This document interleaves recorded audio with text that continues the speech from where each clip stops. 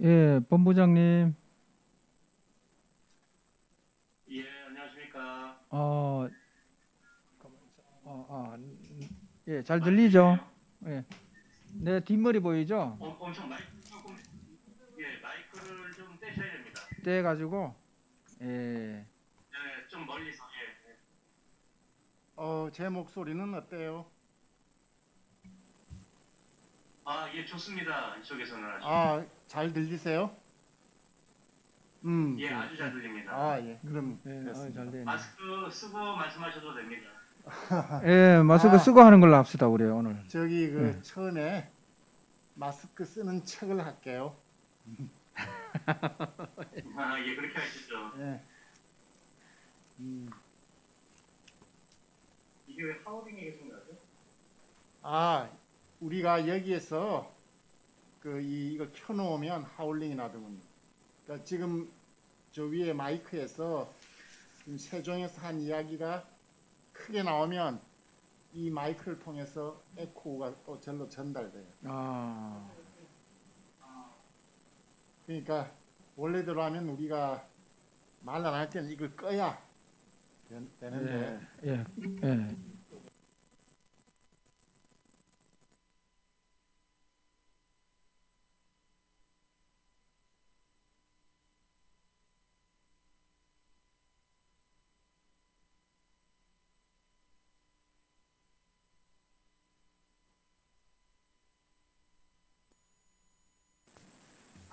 예, 잘 이야기 들리고요. 잘 들립니다.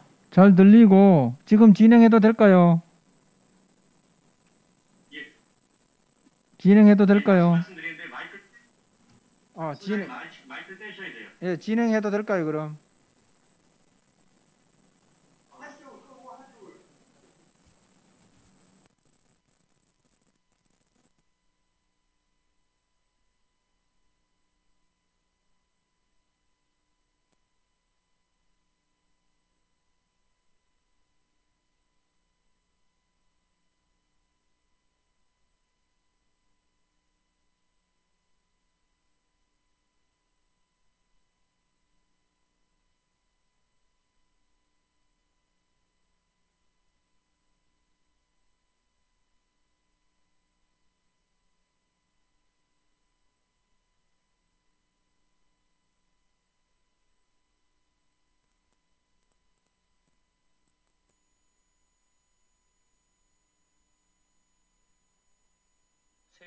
세종에는 화상회의실 두 군데에 지금 참석자들이 와 계십니다. 그렇게 해서 진행이 될 예정이고요. 오늘 사회는 송승철 교수님께서 맡아주시고, 그리고 강연은 신강영 교수님께서 맡아주십니다.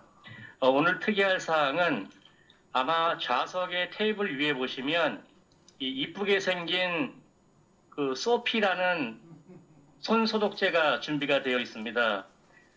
저희가 오늘 참석해 주신 분들 위해서 마스크를 좀 준비를 해보려고 그랬는데, 마스크가 불발이 돼서 부득이하게 손 소독제를 쌍으로 준비를 했습니다. 하나는 직접 쓰시고요. 나머지 하나는 배우자분들께 드리면은 아마 기묘하게 사용하지 않을까라는 생각이 듭니다. 스프레이 방식이기 때문에 아주 손쉽게 사용할 수 있다는 걸 말씀을 드리면서 마이크를 서울에 계시는 송승철 교수님께 넘기도록 하겠습니다.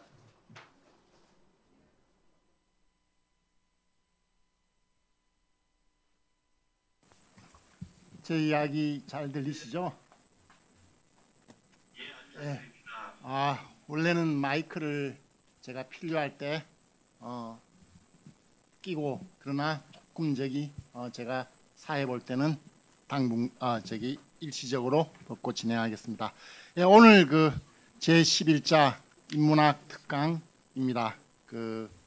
인문학 특강, 특히 이제 이 인문 관통이라고 하는 게 대중과 함께 호흡하는, 그죠? 인문학적 지식 제공의 담론의 장을 마련하고자 경제인문사회연구회에서 주최를 하고 있는데요. 벌써 11회가 됐군요. 지금 저희들이 오늘 특별히 코로나 사태 때문에 저희들이 사회적 거리두기라 그러는데요. 원래 하면 물리적 거리두기가 맞습니다. 사회적으로는 더 가까워지고, 그러나 물리적으로는 거리를 두는 그런 방식으로 실천하기 위해서 오늘은 영상으로 개최를 합니다. 지금 여기는 강남 스마트워크 센터고요. 지금 그 세종시에 있는 세종국책연구단지의 회의실 2개와 지금 실시간으로 연결을 해서 강의를 시작하겠습니다. 오늘 특강은 우선 그 강연이 있고요. 그 다음에 Q&A와 자유토론으로 진행되는데 거기에 앞서서 강연에 앞서 경제인문사회연구회 성경용 이사장님의 인사 말씀이 있겠습니다. 예, 여러분 다 반갑습니다. 우리가 그 인문관통 모임을 이렇게 한 지가 지금 꽤 오래됐는데 그 사이에 이 코로나 사태라고 하는 이 예상치 못한 엄청난 일이 발생하고 있습니다. 조금 전에 우리 송성철 교수께서 사회적 거리두기가 아니고 물리적 거리두기 이렇게 말씀하셨는데 아마 그 표현은 WHO가 최근에 그렇게 방향을 잡고 있는 것 같습니다. 아주 적절한 표현이라고 생각하고 그런데 우리가 out of sight, out of mind라고 물리적 거리를 많이 두면 마음의 거리도 멀어질 수 있고 사회적 거리가 멀어질 수 있는데 어쨌든 마음과 이 사회적 관계의 거리는 견고하게 잘 유지가 되었으면 좋겠습니다. 이 지금 와중에 그 인문관통을 계속하는 것은 아마도 우리 그 인문학 또 사회과학의 분야에 있는 여러 전문가들이 각자 연구하고 고민하는 것을 중단할 수가 없고 또 이것을 대화로 연결해서 서로의 생각을 나누는 그런 중요한 의미가 있지 않나 생각합니다. 오늘 그 우리 심광인 교수님 오랜만에 배웠는데 이렇게 대화의 불씨를 살려내고 또 다음에 이것을 계속 이어서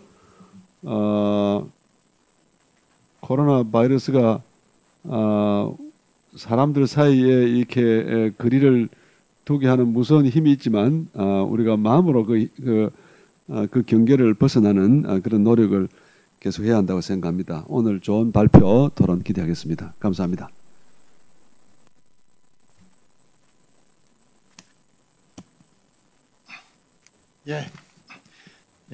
그러면 지금부터 인문관통 강연을 시작하도록 하겠습니다. 오늘 주제는 문명사적 이행기와 인간의 미래. 그러니까 주제가 굉장히 크죠. 지금 오늘 강의하실 분은 심광현 한국예술종합학교 영상이론과 교수이십니다. 제가 잠깐만 우리 심 교수님 강의 이력을 소개를 하겠습니다. 워낙 소개할 게 많은데요. 우선 제가 조금 전에 그 한국예술종합학교 영상 원장도 하셨고요. 또 우리나라 문화 연구하는 분들이 제일 중요한 제일 큰 학회가 한국문화연구학회가 있습니다. 회장을 지내셨고요. 가운데 본인은 아마 문화과학 편집인이 된 걸 가장 영광스러운 경력으로 생각하지 않을까 싶습니다. 그 외에 저서가 많이 있고요. 서울문화예술평론상도 수상을 하셨습니다. 일단 저기 심광현 교수님께 이제 마이크를 넘기겠고요. 한 가지만 말씀드리면 요즘처럼 이래 코로나 사태 때 책 읽기 정말 좋은 기회가 아닌가. 우리 자신을 한번, 우리 문명을 한번 검토해볼 적절한 시기에 적절한 주제가 나왔다 생각합니다. 심 교수님 부탁드립니다. 네. 지금 마이크가 네. 네, 감사합니다. 좋은 강연의 자리를 만들어 주셔서 감사드리고요. 제가 오늘 소개할 내용은 마침 작년 12월 달에 제가 한 20여 년 이상 함께 했던 문화과학이라는 개간지입니다. 문화연구 전문 개간지에서 100호를 맞는 기념으로 특집을 주제를 잡았는데 그 주제에 관해서 제가 썼던 글을 가지고 오늘 강연을 하고자 합니다. 이 제목이 좀 거창한데 문명사적 이행기와 인간의 미래라고 하는 그런 제목을 잡았는데 코로나 사태가 일어나기 전인 작년 11월에 썼던 글이라서 오늘과 같은 그런 급박한 그 변화가 일어나리라고는 생각을 못했지만 그래도 대체로 2020년대에는 매우 큰 변동, 세계사적인 변동이 일어나지 않을까 이런 걸 예상하면서 2010년대까지 이루어졌던 여러 가지 문제들을 점검해 보면서 미래를 예측해 보고 그럴 경우에 이제 우리가 어떤 방식으로 대처해 나가야 될 것인가 뭐 이런 문제들을 논의해 보고자 쓴 글입니다. 첫 번째 그 한 7가지의 소주제로 나눠져 있는데요. 첫 번째는 4가지 위기가 중첩된 문명사적 이행기로 오늘의 상황을 일단 진단하는 내용인데요. 근데 사실은 뭐 세계가 그동안에 적어도 역사 시대가 3,000년 동안 최소 진행되는 동안에 매우 여러 차례 그 거대한 문명사적 변동이 있었습니다. 그러니까 우리가 요즘은 너무나 빠른 그 정보 사회 속에서 살고 있기 때문에 과거를 쉽게 잊어버리지만 지난 3,000년 또는 5,000년 사이에 아주 크고 작은 이행기들이 꽤 있었다라는 사실을 돌이켜 보면 오늘의 그 거대한 문명사적 이행기가 뭐 갑자기 새로운 것만은 아닙니다. 하지만 중요한 차이가 있죠. 이전에도 크고 작은 이행기가 있었지만 언제나 사회 시스템을 재구성하는 것이 문제였지 자연 환경이 심각하게 교란된 적은 없었습니다. 적어도 홀로세 이래 말하자면 11,000년 정도의 빙하기가 끝나고 이제 안정된 기후가 들어선 이래는 그동안에는 그런 큰 변동이 없었죠. 또 계급적, 인종적, 민족적 갈등과 적대가 문제였지 양성 간에 젠더 간에 그리고 세대 간에 갈등과 대립이 전면화된 적은 없었습니다. 그러나 이제 인류는 인류세 또는 자본세라고도 하죠. 그 위기로 통칭되는 지구 생태계 전반의 위기가 지금 심각하게 부상이 되고 있습니다. 또 젠더 갈등이나 세대 갈등에 더해서 인공생명이 등장하고 또 노령사회로의 진입이 빠르게 진행되고 있죠. 이런 것들을 묶어내면 인간 생태계의 위기다. 이렇게 얘기할 수 있을 것 같고요. 그리고 무엇보다 만성화된 사회적 양극화와 신자유주의 세계화가 아주 오랫동안 많은 문제를 가져왔는데 이것이 사실상 지금 해체 과정에 있습니다. 그 뚜렷한 이제 시작점이 브렉시트, 2016년에 브렉시트, 그다음에 2018년, 19년에 미중 신냉전, 또 2019년에 한일 무역 갈등 등이 이제 터져 나오면서 자본주의 세계 체계 전반의 위기가 심화되고 있죠. 그런데 이제 여기에 코로나 사태가 금년 전반기에 겹치면서 걷잡을 수 없는 아주 빠른 속도로 세계 경기가 침체되고 있고 사회적 관계 전반에 커다란 변동이 야기되고 있습니다. 그런데 이 3가지 위기, 지구 생태계 위기, 인간 생태계 위기, 사회 생태계 위기라는 것은 사실은 이미 30년 전에 펠릭스 바타리라고 하는 이탈리아 철학자가 예고를 했던 거예요. 이런 식으로 가다가는 큰 이제 악순환에 부닥치게 될 것이다. 이런 것들인데 그게 이제 드디어 그런 변화가 나타나고 있는 것이죠.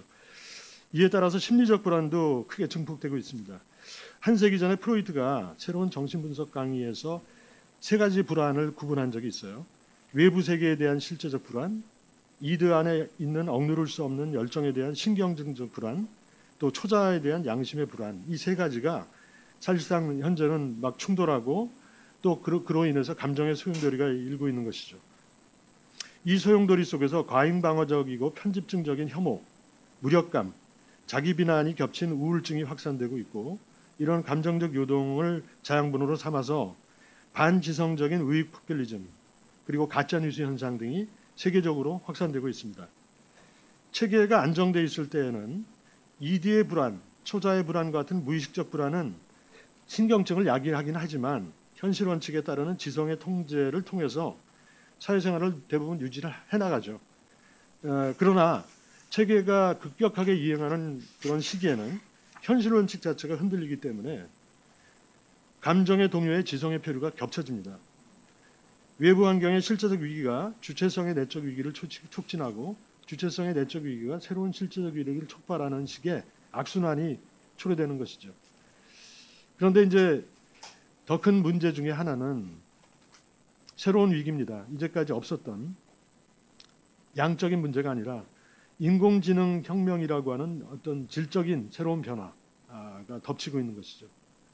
인공지능은 뭐 하늘에서 떨어진 것은 아니고 인간 뇌의 여러 가지 기능을 역설계하는 겁니다. 리버스 엔지니어링이라고 하죠. 그러니까 뇌과학이 많이 발전하다 보니까 우리 뇌의 뉴런 구조들이 어떻게 이루어져 있고 또 어떻게 연결망이 이루어지면서 기능하는가를 이제 알게 됐기 때문에 이걸 역설계해서 기술공학적으로 인공지능을 만드는 이런 이제 과정이 2000년대 들어서 서서히 진행되다가 2010년대 중반 이후에 빠르게 실제 응용 단계로 들어가서 4차 산업혁명 등의 이제 여러 가지 변화를 지금 현실적으로 가져오고 있죠. 그런데 이게 이제 확산이 되면 생산성을 높이고 생활의 편리를 높일 뿐만이 아니라 오늘날과 같은 이제 바이러스와 같은 여러 가지 재난 그런 것들을 예방하고 이제 대처하는 데 큰 도움을 주고요. 의료, 돌봄 등 많은 영역에서 적극적인 해결사 역할을 할 수 있습니다. 그러나 생산성 향상의 이 많은 성과들을 사적 소유로 환원시키는 자본주의적 생산관계에 종속이 되면 문제가 심각해집니다. 막스가 오래전에 설명한 것처럼 노동에 대한 자본의 지배력을 유례없이 높이는 반면에 구성원 대다수는 빈곤에 빠뜨리는 것이죠. 인용문들은 나중에 보시고요. 4페이지로 넘어가시면 자본주의적 생산관계에 예속된 인공지능 혁명 또는 4차 산업혁명이 어떤 재난을 초래할지는 지난 40년 동안 정보산업, 정보혁명, 즉 3차 산업혁명이라고 하죠. 이것과 자본주의적 생산관계의 전개가 함께 야기해왔던 사회적 양극화 그리고 삼중의 위기, 우리가 최근 맞고 있는 삼중의 위기는 하늘에서 저절로 떨어진 게 아닙니다. 이것들을 심화시켰다라고 하는 사실을 돌이켜보면 미래에는 이런 그 문제들이 더 심각해진다는 것이죠. 그렇기 때문에 새로운 인공지능 혁명이 가져올 빛과 그림자, 명암이 있는 것이죠. 이것을 계산하는 좁은 지평에서 벗어나서 인공지능 혁명 플러스 자본주의적 생산관계를 어떻게 인공지능 혁명 플러스 대안적 생산관계로 전환시킬 수 있는가 하는 일이 사실은 가장 큰 과제라고 할 수 있습니다. 물론 그동안의 역사적 사회주의가 붕괴된 이후에 자본주의 이외에는 대안이 없다라고 하는 것들이 세계적으로 만연돼 있었죠. 하지만 그런 좁은 문제의식을 가지고는 미래에 대처할 수가 없다라고 하는 것입니다. 그럴 경우에 더 큰 문제 중에 하나는 이런 자본주의적 생산관계를 극복하는 것이 매우 중요하다라고 인식을 해도 과연 이것을 누가 어떻게 해결할 수 있는가 하는 문제는 한 번도 제대로 던져진 적이 없기 때문에 말하자면 누가 고양이 목에 방울을 달 것인가 하는 이제 문제가 부상하게 된다는 것입니다. 마치 등잔빛이 어둡듯이 환경의 변화에 관한 논의가 무성한 데 반해서 자기 변화 혹은 인간 활동의 변화에 관한 논의는 아주 빈곤하기 짝이 없는 것이죠. 이런 비대칭적 상황이 지속된다면 인류는 한 세기 전 알프레드 코르집스키가 제기했던 충격적인 주장보다 더 심각한 상황에 봉착할 수 있습니다. 코르집스키는 지도는 땅이 아니다라는 명제로 매우 유명한 철학자인데요. 1921년에 흥미로운 제목의 책을 출간했습니다. 인류의 성년기라고 하는. 그러니까 그 당시에 말하자면 코르집스키가 보기에는 19세기까지 인류는 사춘기를 간신히 통과했을 정도다. 이제 비로소 20세기에 들어서 성년기에 도달했다라고 하지만 오늘의 상황은 아직도 어쩌면 인류가 성년기에 도달하지 못한 것일 수도 있다. 이렇게 얘기할 수도 있겠습니다. 뒤에서 다시 얘기하겠습니다. 여기서 요지는 뭐냐면 그 6페이지에 있는 그 다이아그램을 보시면 매우 그 간단 명료하게 문제를 제기했습니다. 자연과학의 기하급수적인 진화와 사회과학의 산술급수적 진화의 차이가 거대한 폭력을 만들어낸다는 것입니다. 그래서 양자 간의 간격이 커지면 이 간격을 좁히기 위해서 폭력적인 도약이 불가피해지는데 그것들이 이제 대공황이나 전쟁 등으로 나타났다 이렇게 얘기를 하는 것이죠. 또 혁명으로 나타났다 이렇게 얘기합니다.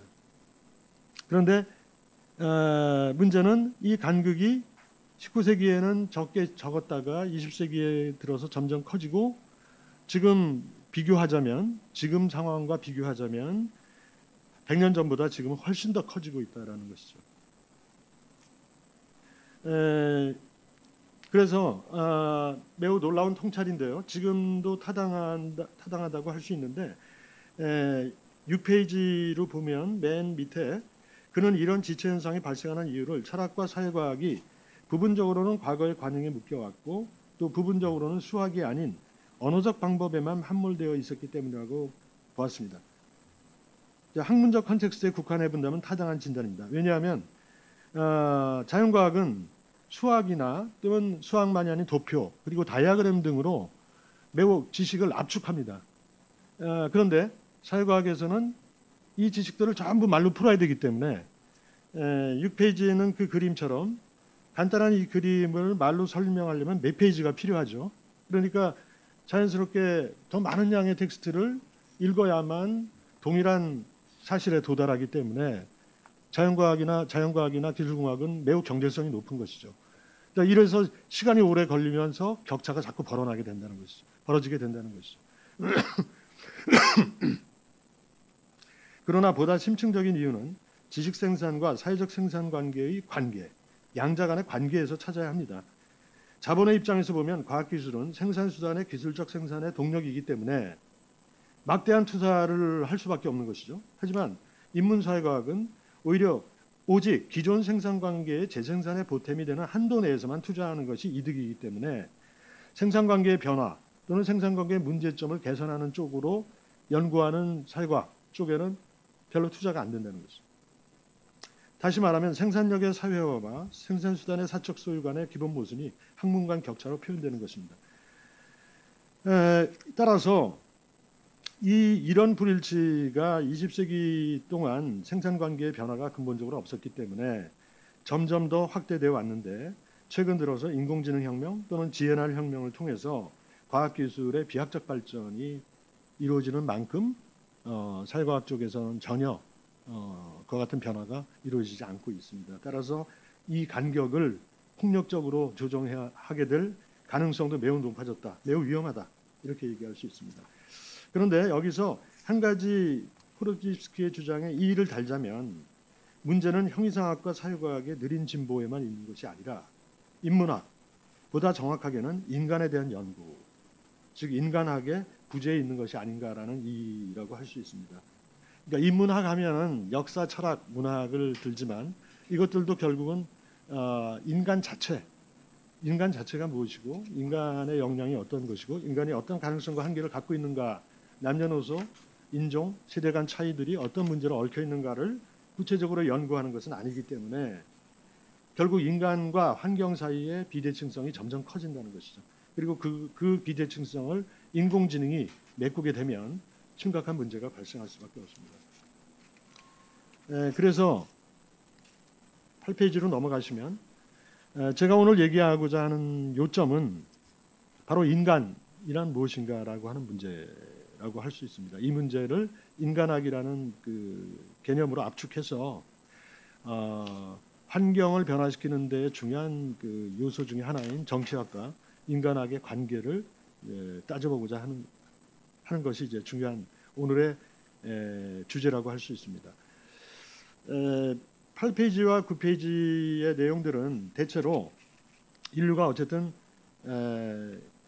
인간의 역량의 외부를 둘러싼 모든 것들에 대한 연구를 그동안 방대하게 해왔고 많은 성과를 냈습니다. 예를 들면 디지털 바디라고 해서 2002년에는 우리 몸의 모든 구조와 기능을 3차원 동영상으로 만들어서 우리의 장기 내부 깊숙한 세포 속까지 들어갔다가 모든 부위를 다 자유롭게 확인할 수 있는 그런 프로젝트가 완성이 돼서 사실상 해부학 실습의 의대에서 필요가 없게 된 그런 이제 변화가 있었고요. 그게 끝나고 나서 2005년부터는 디지털 브레인 프로젝트가 시작돼서 현재 빠르게 진행 중인데 인간의 몸만이 아니라 뇌의 구조와 기능에 대한 3차원 상세 지도를 이미 그리고 있습니다. 또 뇌신경과학과 인지과학의 발달로 인해서 인간 뇌의 구조와 기능을 역설계해서 인간 지능을 능가하는 기계 지능의 발명이 가속화되고 있습니다. 하지만 이런 연구가 발전한다고 해서 환경과 상호작용하며 지각하고 느끼고 생각하고 행동하는 살아 숨쉬는 인간에 대한 이해가 저절로 늘어나는 것은 아닙니다. 오히려 자본순환의 회로에 포섭될수록 살아있는 자연과 살아있는 인간이 죽은 사물과 죽은 노동으로 환원되듯이 살아 숨쉬는 인간을 조작 가능한 대상, 예를 들면 유전자 조작의 대상 혹은 사이보그 인간화의 대상으로 사물화하는 연구가 인간에 대한 과학적 이해를 왜곡시킬 확률도 높아지고 있습니다. 이런 문제들을 어떻게 해결할 수 있는가?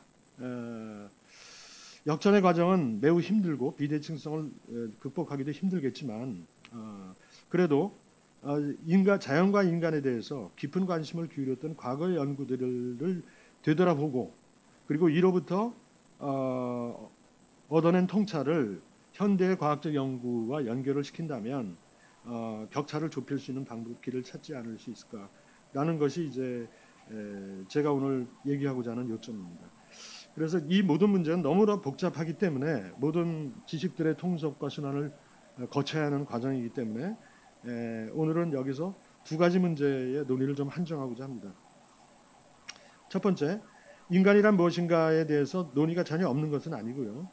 최근에 2000년대에 들어와서 포스트 휴머니즘, 트랜스 휴머니즘 이런 담론들이 활발하게 전개되면서 인간에 대한 우리의 인식의 변화를 만들어내고자 시도하고 있지만 저는 여기에 여러 가지 문제가 있다라는 점을 먼저 이제 살피고자 합니다.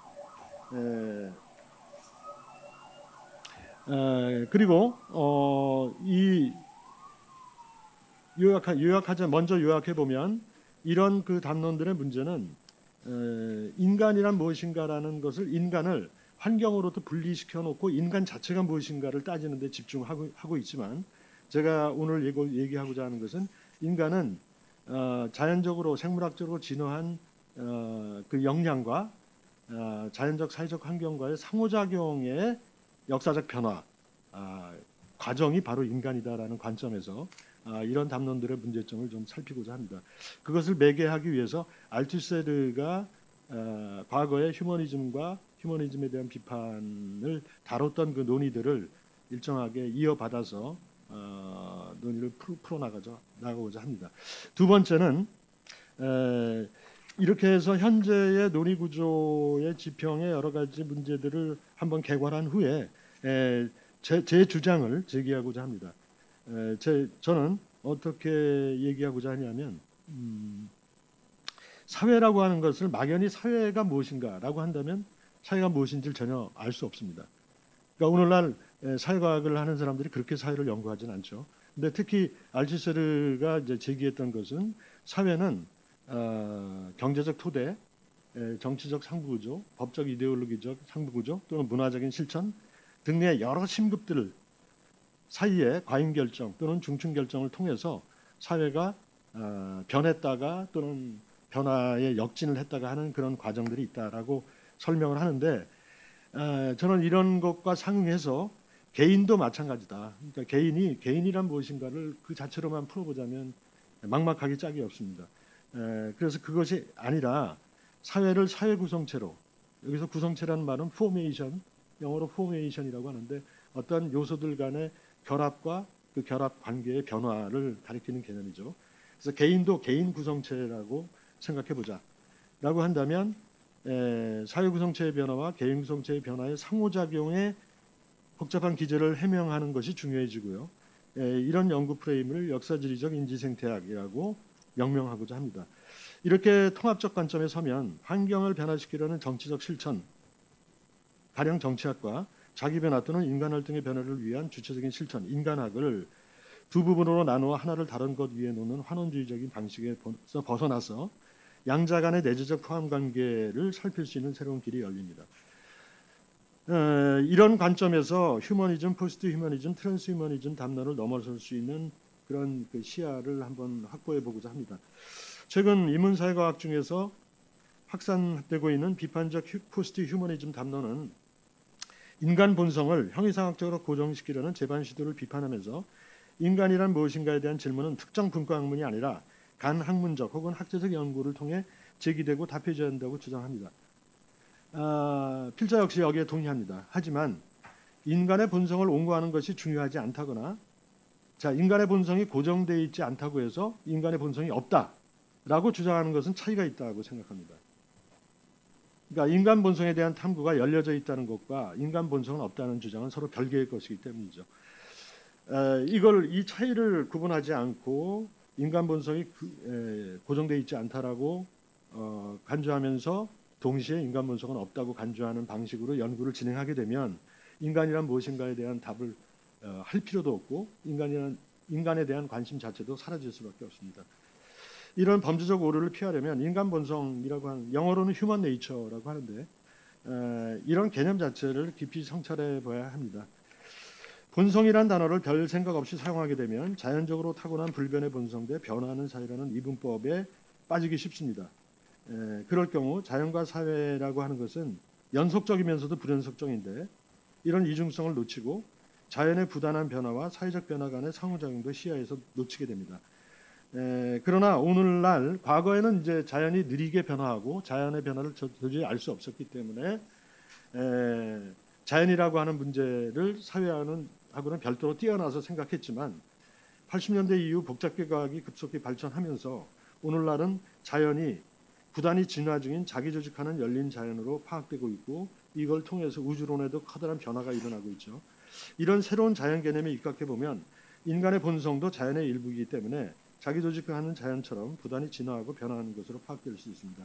그럼에도 불구하고 인간의 본성은 없다라고 하는 것은 자연이란 없다라고 하는 얘기나 마찬가지겠죠. 그러니까 이런 그 오해를 차단하기 위해서는 휴먼 네이처를 그냥 인간의 자연이라고 번역하는 것 또는 이해하는 것이 좋지 않을까 생각합니다. 이렇게 보면 자기 조직화하는 자연 자체의 열린 진화 과정에 포함되어 있기 때문에 12페이지로 넘어가서요. 인간의 자연은 애당초 고정된 본성을 가질 수 없고 열려있는 진화 과정 속에서 변화하는 속성으로 파악되어야 됩니다. 그러나 직립을 통해서 여타 생물종과는 다른 방향으로 진화해온 인류 고유의 자연적 특성이 있습니다. 이것은 자연이라고 해서 똑같은 자연이 아닌 것이죠. 이렇게 인간의 자연이라는 개념은 자연 일반과 같이 미래와 우연을 향해 열려 있지만 동시에 과거 행적들의 누적에 따른 인과적 제약, 진화상의 특수한 경로에 따라서 특정하게 구조화된 형태로 닫혀 있는 존재다. 열려 있으면서 닫혀 있다는 것이죠. 시간도 있습니다. 그래서 이 두 가지 측면을 다 고려해야만 인간이란 무엇인가라고 하는 질문에 제대로 답할 수 있겠다라는 것입니다. 그런데 이제 말하자면 포스트 휴머니즘 담론들은 열려 있다, 복잡하다라고 하는 측면만을 강조했지 인간이 직립 이후에 어떤 특수한 경로들을 밟아왔는지를 함께 역사적으로 규명하려고 하지 않습니다. 이런 것 때문에 대체로 정동, 신체화, 생성 이런 사변적인 용어들을 그냥 수사학적으로 늘어놓는 일에 그치고 있다라고 하는 것이죠. 이런 맥락에서 보면 트랜스 휴머니즘이라고 하는 경우에는 트랜스 새로운 기술과 호모 사피엔스 간의 사회적 관계에 대해서도 역시 관심을 배제한다라고 하는 그런 문제점을 갖고 있습니다. 따라서 여기서 이제 알투세르가 1960년대에 휴머니즘 비판을 했을 때 역시 고정된 문제 인간 본성이라는 개념을 가지고 문제 삼는 대신에 휴머니즘 이데올로기가 인간의 삶에 매우 중요한 경제적, 정치적, 개인적 삶의 형태를 조직하는 문제를 도덕적인 문제로 대체하는 그런 경향이 있다라는 이유로 비판을 했어요. 그래서 도덕적인 문제를 해결하기 위해서는 오히려 경제적, 정치적, 개인적인 삶의 조직화 문제에 대한 연구를 통해서 도덕적인 문제가 실제로 어떻게 해결될 수 있는지를 연구해야 된다라고 얘기를 했는데 이런 그 방식과 비슷하게 휴머니즘, 포스트 휴머니즘, 트랜스 휴머니즘 담론들이 수사학적으로 인간에 대한 논의를 전개하는 차원을 벗어나서 인간과 환경과 사회적 관계와의 복잡한 관계 자체를 규명할 필요가 있다라는 것이죠. 네, 그래서 여기서 저는 그 정치학과 인간학의 관계를 다루었던 알티셀의 얘기를 조금 활용해서 새로운 프레임으로 넘어갈 수 있는 징검다리를 만들고자 합니다. 16페이지 이하 정치학과 인간학의 관계를 다룬 부분을 보면 여기서 그 알티세르가 16세기에서 18세기 사이에 정치 철학에 대한 긴 강의를 했는데 이것이 최근에 유고집으로 발간된 바가 있습니다. 여기서 이 논의를 알티세르가 여러 가지로 다각도로 검토했던 이유는 좀 내용이 길기 때문에 건너뛰고요. 요지는 두 가지입니다. 그러니까 정치학이 환경을 인간이 집단적으로 변화시키는 노력이라면 인간학은 인간이란 무엇인가를 철학적으로 탐구하는 것인데 양자 간의 관계가 16세기에서 18세기 동안 사이에 양자의 관계, 상호작용의 관계가 조명되지 못하고 대체로 정치학이 하고 싶은 대로 인간은 이렇게 변해야 된다라고 하는 방식으로 인간학의 문제를 투사해 왔다는 것이죠. 그래서 가령 예를 들면 19페이지에 보시면 헬베시우스처럼 그 당시에 인간은 계몽주의 시대에 제도와 환경을 변화시키면 인간도 다 변할 수 있다라는 어떤 그런 그 낙관적인 생각을 가지고 나름대로의 정치 철학과 인간학적인 주장을 제기했는데 오늘의 입장에서 보면 반은 맞고 반은 틀리다라는 것이죠. 인간은 뇌의 가소성을 갖고 있기 때문에 분명히 변할 수 있는 존재지만 그것이 100% 아무런 제약 없이 변하는 것은 아니다. 왜냐하면 환경의 영향, 외적 영향을 채로 걸러내는 것 같은 제한된 가소성이기 때문에라는 것이죠. 그래서 결국은 디드로와 엘베시우스 대표적인 그 당시에 계몽주의를 대표했던 두 명의 입장, 상반된 입장을 보면 디드로는 유전자에 의해서 결정된다. 엘베시우스는 환경에 의해서 얼마든지 변할 수 있다. 이렇게 이제 얘기를 했다고 합니다. 그런데 양자가 다 모두 문제가 있다라는 것이 이제 알투스르가 검토했던 내용들인데 이런 내용들은 사실 오늘도 사실은 비슷하게 반복되고 있죠. 그래서 이런 그 비슷한 반복이 계속돼서는 문명사적인 위기를 극복할 수 있는 길을 찾기 어렵다라는 것입니다. 그래서 그 제가 얘기하고자 하는 바는 22페이지로 넘어가면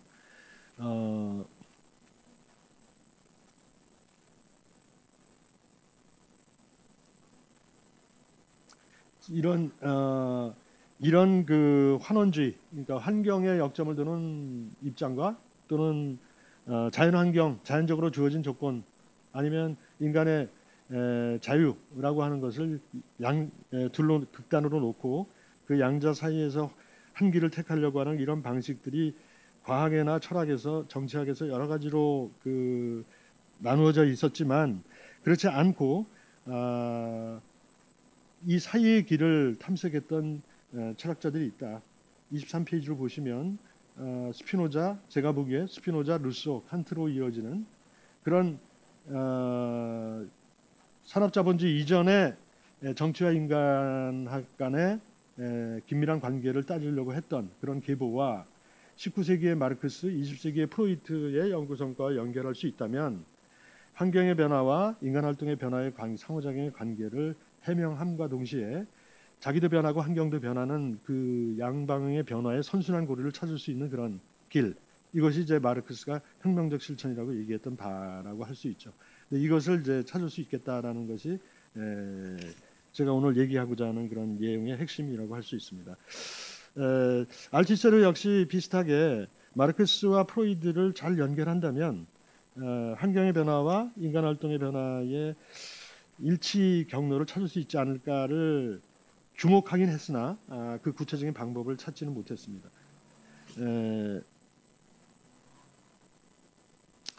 그래서 이 27페이지로 넘어가서 말하자면 사회를 사회 구성체로, 개인을 개인 구성체로, 즉 구성체로 본다는 것은 여러 가지 요소들 간의 복합적이고 중층적인 상호작용으로 인한 변화가 만들어질 수 있는 가능성, 이런 것들이 열려 있는 존재라는 뜻인데, 이 두 개의 갈등적인 구성체 간의 상호관계를 찾는 방법을 통해서 환경과 인간의 선순환 구조, 선순환 경로를 좀 찾아보겠다라고 하는 것이고, 이걸 위해서 개인 구성체의 복잡한 그 심급들, 여러 역량과 심급들이 있는데, 이것들을 이제 현대 뇌신경과학이나 복잡계 네트워크 과학, 그리고 그것을 다시 아까 얘기했던 스피노자, 루소, 칸트의 철학과 연결하는 방식을 통해서 개인 구성체의 모형을 한번 그려보겠다라는 것이 오늘 강의의 핵심 내용입니다. 여기까지 얘기 드리고 잠깐 쉬었다가 다시 진행하도록 하겠습니다. 예, 심 교수님, 네, 수고하셨습니다. 무려 한 25페이지를 30분 만에, 30분 아니군요, 한 20분 만에 요약을 하셨는데요. 아마 여러분 워낙 새로운 이야기, 근데 크게 보면 이렇게 제가 요약을 할 수 있겠습니다. 중간에 가소성이란 말이 나왔는데요. 좀 어려운 말 같은데 그러니까 우리가 플라스틱처럼 뭘 만들 수 있다는 뜻이죠. 그죠? 예, 뭘 가지고 우리 인간이라고 하는 게 고정된 게 아니고 이렇게 이제 변해가는 존재인데, 우리 인간을 생각하는데 유전자 차원에서 생각할 수도 있고요. 또는 사회 차원에서도 생각할 수 있는데 이 두 개가 지금 이제 만나지 않고 있는 거죠. 그거를 오늘 이제 우리 심 교수님이 그 두 개를 만나는 방법 하나를 우리한테 꼭 이야기해야겠다. 왜 그러냐? 지금 이 굉장한 문명적인 위기에 우리가 지금 도달했다라고 지금 생각을 하고 있고요. 그 문명적인 위기, 현재 위기는 폭력적 방법에 의해서 해결돼야 될지도 모르는 그런 수준의 위기다라고 하는 아주 선지자적인 예언인가요? 뭐 그런 질문을 하고 있는데요. 자, 그래서 굉장히 재미난, 저로서는 굉장히 흥미있게 따라온 이야기들이었습니다. 그리고 그 다음에 이제 재미난 게 우리가 사회 구성체 이야기는 많이 들었죠, 그죠? 근데 개인 구성체 이야기는 저는 처음 들었어요. 혹시 심 교수님 맞습니다. 직접 만든? 예, 직접 만든 말입니다. 네, 그리고 그 개인 구성체 안에 지금 서구에서 가장 우리가 생각하는 위대한 인문사회 과학자들 이름이 다 등장합니다. 그죠? 예, 그래서 철학으로는 스피노자, 칸트, 그리고 루소가 등장하고, 그리고 사회과학자로 막스가 등장하고, 그리고 심리학자인 프로이드가 등장해서 이 사람들의 이론이 개인 쓰는 많은 용어들이 개인 구성체 안에 어떻게 연결되는가를 이제 곧 보여주는데요. 그러니까 정말 현란한 지적인 여행이라 그럴까요? 모험이 이제 시작될 모양입니다. 어떻게 계속할까요? 어떻게 혹시 세종에서 뭐 질문 있으면 질문 가볍게 하나 받고 가겠습니다, 여러분. 예, 그러면 심강인 교수님께 마저 개인 구성체의 스키마를, 구도를 우리가 듣고 다음에 질문을 하도록 해보겠습니다. 예, 예, 그럼 다시 시작하겠습니다. 27페이지의 4절, 사회구성체와 개인구성체의 내재적 연결망에 대해서 말씀드리겠습니다. 1990년대에 들어 에티엔 발리바르는 알티세르의 가장 가까운 제자였죠. 발리바르는 20세기 중반에 제시된 질베르 심용동이라고 하는 철학자가 최근에 2010년대를 전후로 해서 이 사람 책이 번역이 되면서 완전히 잊혀졌던 사람인데 새롭게 이제 부각되고 있습니다. 근데 이 사람이 얘기했던 관계체화의 존재론과 유사한 의미를 함축한 관계체성 개념. 관계체성은 이제 번역어인데 트랜스 인디비주얼리티라고 하는 그런 개념입니다. 그러니까 개체성, 인디비주얼리티를 트랜스 가로지르는, 횡단하는. 트랜스란 말이 2000년대에 들어와서 굉장히 많이 사용됐죠. 트랜스 휴머니즘, 트랜스 내셔널리즘, 뭐 이런 등등. 그런 것처럼 이제 트랜스 인디비주얼리티라는 개념이 있었는데 그것을 스피노자의 철학으로부터 도출하면서 마르크스적인 노동의 인간학이라는 단일한 차원을 넘어서는 환원 불가능한 인종적 성적 차이와 지적 차이의 문제를 포괄할 수 있는 새로운 반인간주의적 인간학이 필요하다라고 주장을 제기한 바가 있습니다. 심홍동과 발레바로의 논의를 관통하는 전 개체화, 프리 인디비주얼리티, 개체화, 인디비주얼리티, 여기서는 이제 화니까 인디비주얼라이제이션이라고 해야 되겠네요. 전 프리 인디비주얼라이제이션, 인디비주얼라이제이션 그리고 트랜스 인디비주얼라이션 이제 세 개의 층위를 갖고 있는 존재론이라고 할 수 있습니다. 이것은 사회와 개인의 관계를 넘어서 사회와 개인의 관계만이 아니라 자연과 사회와 개인 이 세 가지 항들 간의 역동적 관계 전체를 해명하는 데 없어서는 안 될 중요한 통찰입니다. 그러나 이들의 논의와 개형 구성체의 무의식과 의식, 몸과 마음의 여러 심근들 간의 역동적 구조를 구체적으로 해명하는 작업 사이에는 아직 많은 간극이 남아 있습니다. 즉 심홍동이나 발리바르는 논의 구조를 이 트랜스 인디비주얼리즘이라고 하는 새로운 존재론을 바탕으로 확장을 했지만 실제로 아무리 확장을 해도 우리의 각각의 개인들은 구체적으로는 의식과 무의식을 갖고 있고 우리 몸과 마음을 갖고 있고 마음의 여러 가지 능력들을 사용해야 되는 이런 구체적인 일상 차원과는 아주 간극이 더 많이 벌어진 셈이죠. 그러니까 이 양자를 다시 매개를 해야 되는데 이것을 매개하려면 뇌과학을 알아야 됩니다. 이제까지 제일 큰 문제 중에 하나는 현대 철학이나 또는 현대 인문학이 뇌과학을 모르고 있다는 데 큰 이제 결함이 있다고 저는 생각하는데 뇌라고 하는 것이 뭐냐, 뇌를 어떻게 정의하느냐는 여러 가지 방식이 있지만 에델만이라든지 또는 로돌프 이나스라든지 이런 그 뇌과학자들은 아주 간단하게 정의를 합니다. 환경의 변화와 몸의 변화의 상호작용을 매개하는 것이다. 뇌는. 그래서 이렇게 이런 뇌과학의 입장을 연결해 보면 전개체적인 것에서 개체화를 거쳐 관개체화로 가는 그 과정은 뉴런 집단 선택의 진화를 통해서 뇌가 전운의 좌운의 3분의 역동적 구조와 기능을 만들어내면서 진화하는 그런 과정이다. 가령 현재 순간으로 지각되는 0.3초의 시간적 개체화, 우리가 현재라고 느끼는 것은 0.3초 단위입니다.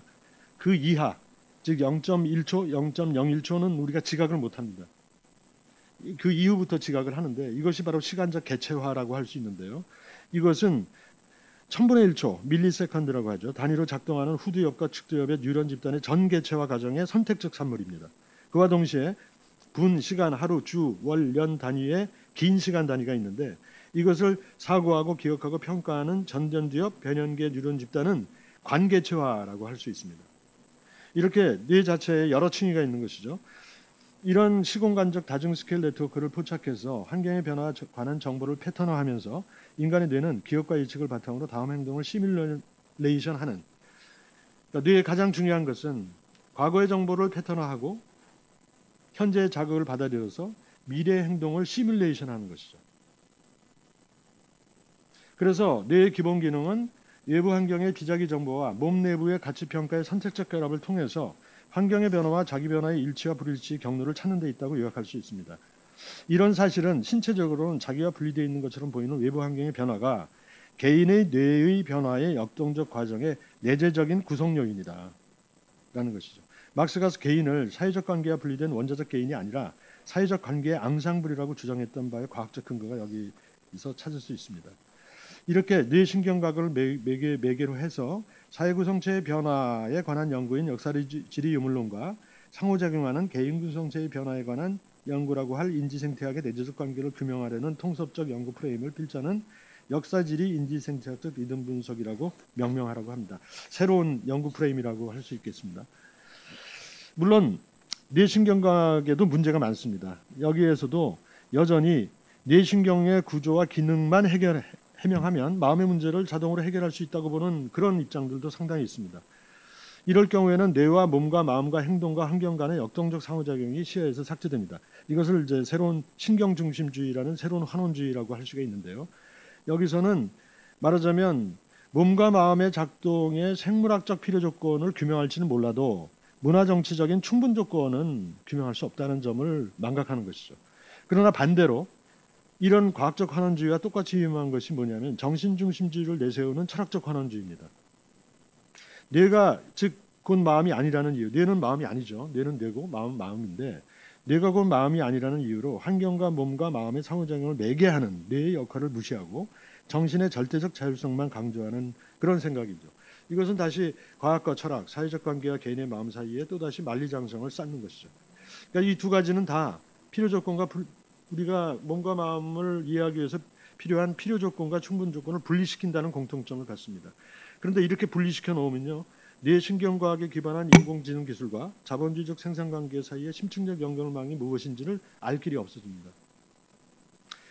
따라서 이런 인공지능 자본주의와 자본주의적 생산관계의 폐쇄적 네트워크를 개인사회 자연의 공진화를 촉진할 인공지능 플러스 대안적 생산관계의 개방적 네트워크로 전환시키기 위해서는 무엇보다도 이 두 가지 환원주의에서 벗어나야 합니다. 이 일이 사실은 작년에 제가 이 글을 쓸 때만 해도 과연 대안적 생산관계로의 전환이 얼마나 많은 시간이 걸릴까라고 생각했지만 지금 갑자기 석 달 사이에 미국에서 모든 의료기관을 국유화하자, 유럽도 마찬가지고요. 그다음에 기본소득을 지급하자라는 논의가 아니라 인전의 현실 정책으로 진행되고 있어요.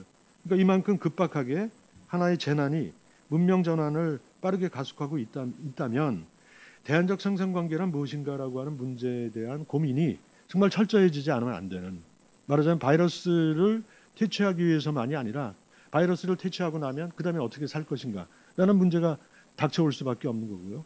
과거와 똑같은 방식으로 살 수 없다면 새로운 생산관계란 무엇인가를 고민해야 되는 그런 시점에 우리가 처해진 것이죠.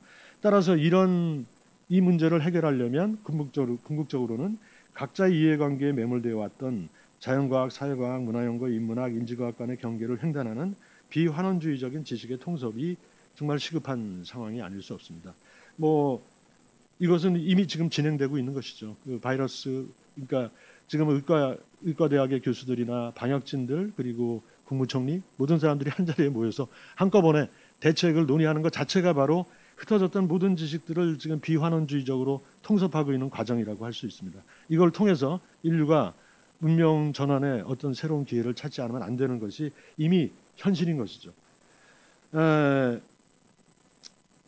그러나 이제 한 걸음 더 나아가서요. 지식의 통섭은 필요 조건이지 충분 조건은 아닙니다. 충분 조건까지 규명하려면 연결된 지식들 간의 순환이 요구됩니다. 온몸의 혈관이 잘 통섭을 해서 잘 연결을 했어요. 그러나 적합한 피가 순환하지 않으면 그 연결망은 쓸모가 없습니다.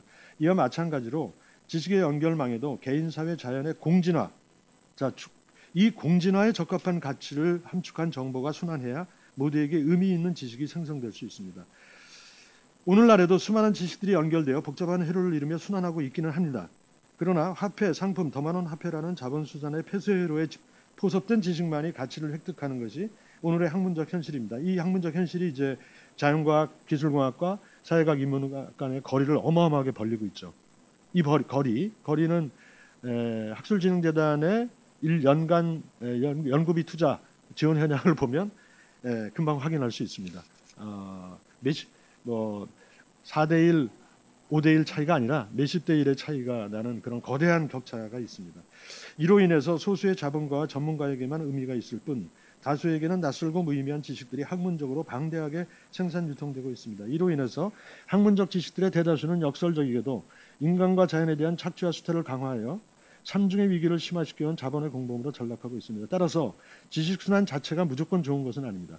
자본순환과 자본주의적 생산관계의 재생산에 예속된 환원주의적인 지식순환의 폐쇄회로가 있습니다. 이게 GNR 혁명의 폐쇄회로죠.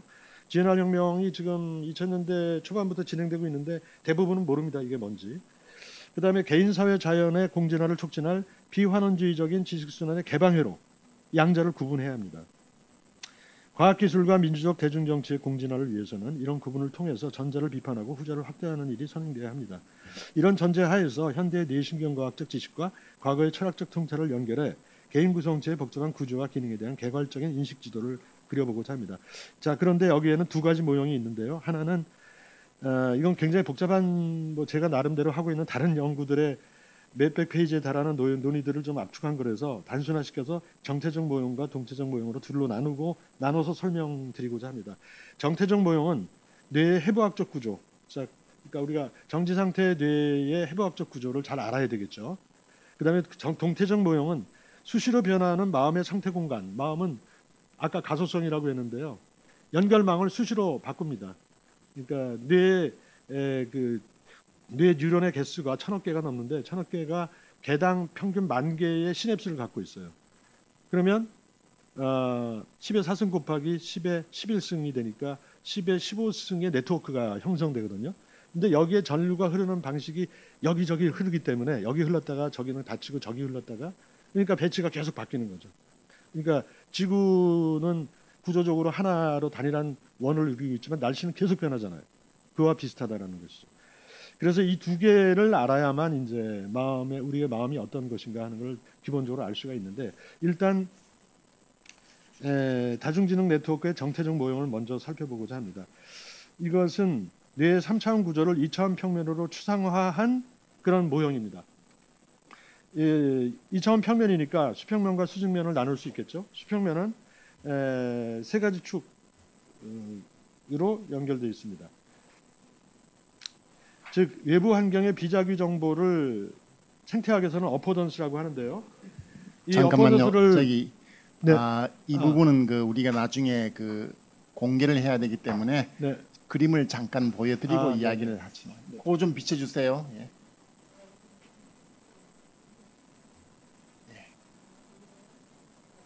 조금 그렇죠. 포커스를 맞춰주시고 나중에 지금 저희 강의가 우리 강의가 똑바로 안 되나요? 경제인문사회 연구회 홈페이지에 기록될 때는 아주 좀 선명하게 아마 여러분이 보실 수 있을 겁니다. 네. 말씀해 주십시오. 네, 이 그림에서 지금 앞에 33페이지부터 35페이지까지는 이 그림을 설명하는 내용들인데요. 그림은 세 가지 축으로 되어 있습니다. 어포던스, 그다음에 오토포이시스, 그리고 미메시스라고 하는 기능을 담당하고 있는 좌뇌 세 가지 기능. 어포던스를 포착하는 기능은 좌뇌, 오토포이시스를 수행하는 기능은 우뇌, 그리고 양자가 일치하느냐 불일치하느냐를 평가하고 조정하는 축은 미메시스 기능인데 이것은 뇌량으로 이루어진다고 크게 얘기할 수 있습니다. 어포던스라고 하는 것은 1950년대에서 60년대 지각의 생태학을 창시한 제임스 제롬 깁슨이 만든 신조어입니다. 어포던스는 문자 그대로 기회 또는 약, 선물 이런 뜻인데요. 물, 공기, 대지, 먹거리 등 생명체가 살아가는 데 필수적인 환경 자원들은 긍정적 어포던스입니다. 하지만 환경에는 종에 따라서는 다양한 독이 있습니다. 환경오염, 독버섯은 부정적 어포던스죠. 그리고 종마다 어떤 게 긍정적인지 부정적인지는 종에 따라 다릅니다. 이런 자연적 어포던스만이 아니라 도시, 기계설비, 책상, 펜 같은 인공적인 어포던스를 인간이 만들어 왔죠. 동물들도 자기의 집을 만들면 그 집이 지푸라기로 만든 집이 지푸라기 자체보다는 더 좋은 긍정적 어포던스가 되겠죠. 인간의 신피질은 어포던스의 직접적인 지각과 계산을 추리를 통한 간접적인 인지와 다양한 어포던스의 포획과 생산과 소비를 포함한 행동을 통해서 복잡한 행동을 통해서 발달해 왔습니다. 오토포이시스라고 하는 것은 1970년대 인지생물학의 새로운 발전을 주도한 칠레의 움베르토 마투라나와 프란시스코 바렐라라고 하는 학자가 만든 새로운 개념입니다. 즉 생명체가 자기 보존과 항상성을 유지해야 되죠. 유지하지 않으면 죽습니다. 이것을 위해서 끊임없이 환경의 변화에 대응하기 위해서 자기 조직을 한다는 거예요. 자기 생산. 간단하게 세포 분열이 바로 재기 생산의 대표적인 사례죠. 이것을 오토포이시스, 누가 만들어주는 것이 아니라 자기 스스로 세포 분열을 통해서 자기 몸을 재생산하는 그런 역량을 가졌다는 것이죠. 이 역량의 발달에서 중추적 역할을 담당하는 것이 바로 뇌간 시상하부, 우리 뇌의 가장 아래쪽에 있는 뇌간 시상하부를 보통 파충류의 뇌라고 부릅니다. 이것을 통해서 몸의 리듬과 뇌의 리듬을 연결하는 그런 기능을 갖고 있죠. 심피질은 우리 뇌의 맨 위에 있는 인류의 뇌라고 하는 것이고 변연계는 심피질과 파충류의 뇌 중간에 있는 포유류의 뇌입니다. 그래서 인간의 뇌는 가장 아래에 있는 파충류의 뇌 속에 있죠. 그다음에 그것을 감싸고 있는 포유류의 뇌, 그리고 그것을 다시 감싸고 있는 심피질, 인류의 뇌, 이렇게 3층으로 구성되어 있다고 해서 이것을 3부뇌라고 부릅니다. 3부뇌. 그다음에 미메시스는 뭐냐면 바깥 환경 속의 다른 생명체와 무기물, 인공적 사물들의 변화와 몸의 변화의 지속적 상호작용이 있는데 양쪽이 다 변하니까요. 이것을 매개하고 조율하지 않으면 서로 완전히 불일치하게 되는 것이죠. 가령 아주 쉬운 예로요. 노인들이 그 한여름에 땡볕에서 하루 종일 일하시다가 갑자기 돌아가시는 경우가 많아요. 그거는 뭐냐면 뇌의 온도 감지, 몸과 뇌에 있는 온도 감지 센서 기능이 노화로 인해서 상당히 약화되는 바람에 그 온도가 계속 환경의 온도가 올라가는 것과 자기 몸의 온도 사이의 불일치를 감지를 못합니다. 이래서 일을 중단하지 않고 계속 일을 하다가 돌아가십니다. 자, 이런 것이 바로 말하자면 양자 간의 변화의 차이를 조율하지 못하는 그런 이제 문제가 있는 것이죠. 근데 물론 이제 그거는 작은 사례일 뿐이고 실제로는 더 많은 문제들은 뭐냐면 정보량의 차이에서 옵니다. 즉, 이 양자를 무의식적으로 모방하거나 공감하거나 동일시하거나 역동일시하거나 하는 다양한 능력이 있는데 이것이 뇌량을 매개로 주로 뇌량만은 아닙니다만 이렇게 이루어지는데 이것을 미메시스라고 좀 더 그 아까 얘기한 오토포이시스, 어포던스, 미메시스와 같은 그런 개념적인 상호관계를 이룰수록 제가 이제 명명하고자 하는 것인데요. 그런데 이것은 이제 사실은 많은 학자들이 이 역량의 중요성에 대해서 주목해 왔었는데 한 세기 전에 베냐민이라고 하는 독일 철학자가 미메시스를 인간의 최상위 능력이라고 정의한 바가 있습니다. 이것을 인지생태학적으로 재정의하면 언어의 진화, 인간과 자연의 교감, 인간과 인간 사이의 공감, 반감, 사교적이고 예술적이고 정치적인 교감과 연대 등 모두가 미메시스 개념에 포함될 수가 있습니다. 이것을 담당하는 뇌의 구조 부분은 뇌섬엽이라고 하는 것이 있고요. 뇌섬엽은 우리의 좌우뇌 양측에 커다란 덩어리를 차지하고 있는 그런 영역이고요. 그다음에 거울유론은 주로 전두엽 부분에 많이 포진되어 있습니다. 그다음에 좌우뇌 협력, 그다음에 포유류의 뇌인 변형계 사이에 이 하나, 둘, 셋, 네 가지 사이의 역동적 네트워크가 이 역량의 발달을 좌우합니다. 그다음에 이제 평면이니까 수평을 설명했다면 수직면을 설명드리면 3분의 2 구조와 기능을 반영하는 세 축, 즉 하단의 전개체화의 과정의 산물인 무의식의 축과 상단의 집단적 관개체화 과정의 산물인 지성, 그리고 양자를 매개하는 이행 과정인 감성, 이렇게 세 축으로 구분할 수 있습니다.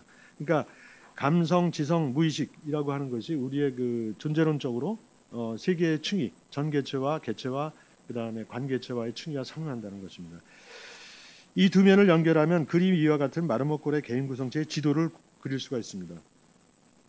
그리고 이 마르모꼴의 각각 노드에는 스피노자, 칸트, 프로이드가 규명한 마음의 능력들과 현대의 생리학이 각기 다른 방식으로 규명해온 인간의 몸과 마음에 내재한 다양한 역량들을 전운의, 좌운의, 3분의 기능에 적합하게 배치할 수가 있습니다.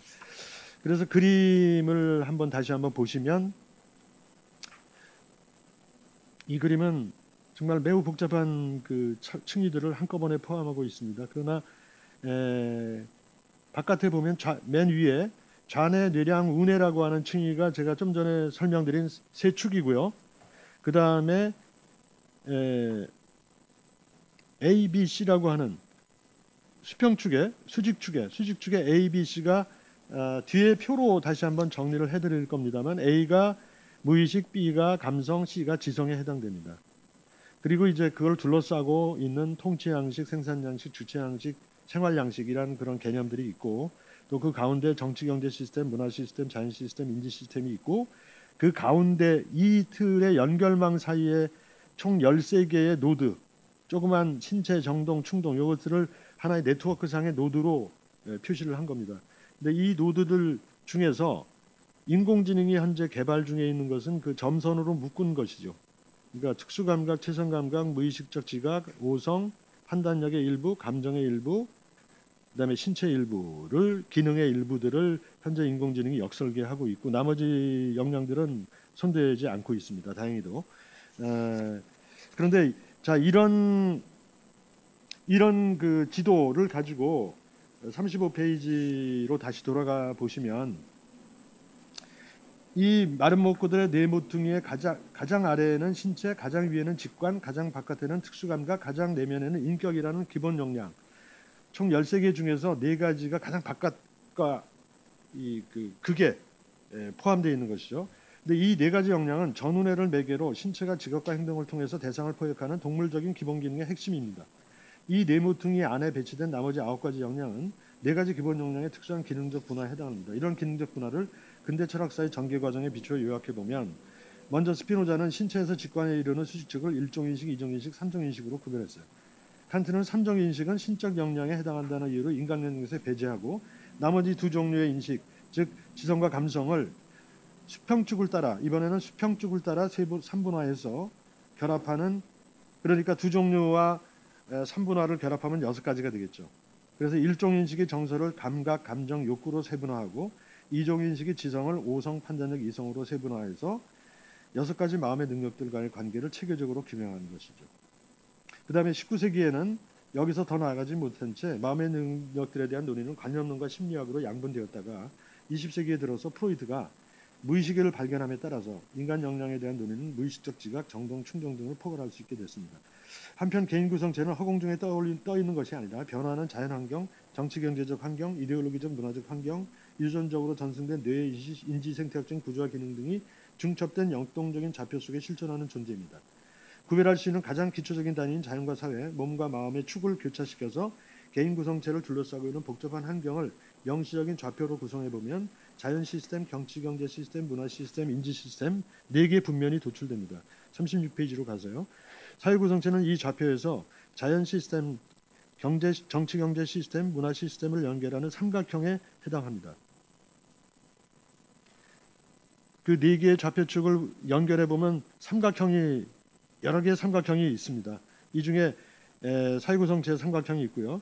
여기서 자연 시스템과 정치 경제 시스템의 결합 양식이 생산 양식이라면 정치 경제 시스템과 문화 시스템의 결합 양식을 알투세르와 푸코의 연구와 연결하여 통치 양식이라고 명명할 수 있습니다. 알투세르는 RSA와 ISA를 구분했는데 이 양자를 묶어서 통치 양식이라고 할 수 있습니다. 이와 달리 개인 구성체는 자연 시스템, 인지 시스템, 문화 시스템을 연결하는 삼각형에 해당합니다. 여기서 자연 시스템과 인지 시스템의 결합 양식을 생활 양식, 스피노자, 루소, 프로이트가 규명했던 많은 내용들이 여기에 있고요. 인지 시스템과 문화 시스템을 결합하는 양식은 주체 양식이라고 할 수 있습니다. 이것을 특히 규명한 사람이 칸트라고 할 수 있습니다. 필자는 이 4가지 결합 양식을 인류가 자연과의 신진대사 속에서 구성한 사회적 환경 속에서 구체적으로 실존하게 되는 4가지 실존 양식이라고 명명하라 합니다. 즉, 이 말은 뭐냐면 인류 역사 이래 또는 역사 이래 인류가 인공적 어퍼던스를 문화적 차원에서 다양하게 개발하고 사회 구성체를 국가 형태로 만들어낸 그런 그 시기 이래, 적어도 지난 3,000년에서 5,000년 사이에 모든 인류가 공유하고 있는 그런 실존 양식이라고 보는 것이죠. 현재 인공지능은 앞에서 말씀드린 것처럼 6가지 능력들에 상응하는 기계적 역량을 공학적으로 개발하는 일에 주력하고 있는데, 그러나 인간에게는 최소한 13가지 역량이 다양한 방식으로 결합해서 나타나고 있죠. 그래서 이 차이, 아직은 인공지능이 다 손대지 못하고 있기 때문에 인간이 자기가 현재 갖고 있는 잠재력을 풍부하게 사용하기만 한다면 인공지능의 기술적 네트워크보다 훨씬 더 풍부하고 복잡하고 다양한 형태의 다중지능적이고 인격적 네트워크를 사회적으로 활성화시킬 수 있다는 것이죠.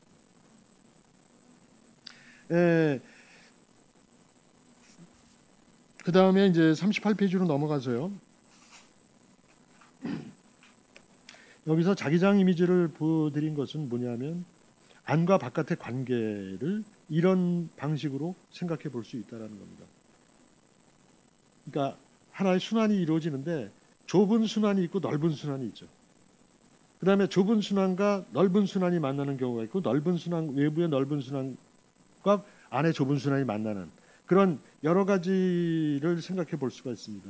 그러니까 우리의 마음의 상태 공간이라고 하는 것은 뒤에서 설명드리겠지만 매우 복잡다단한 조합을 만들어낸다는 것입니다. 그래서 39페이지로 넘어가서 좀 자세한 건 읽어보시고요. 동태적 모형 쪽을 좀 살펴보도록 하겠습니다.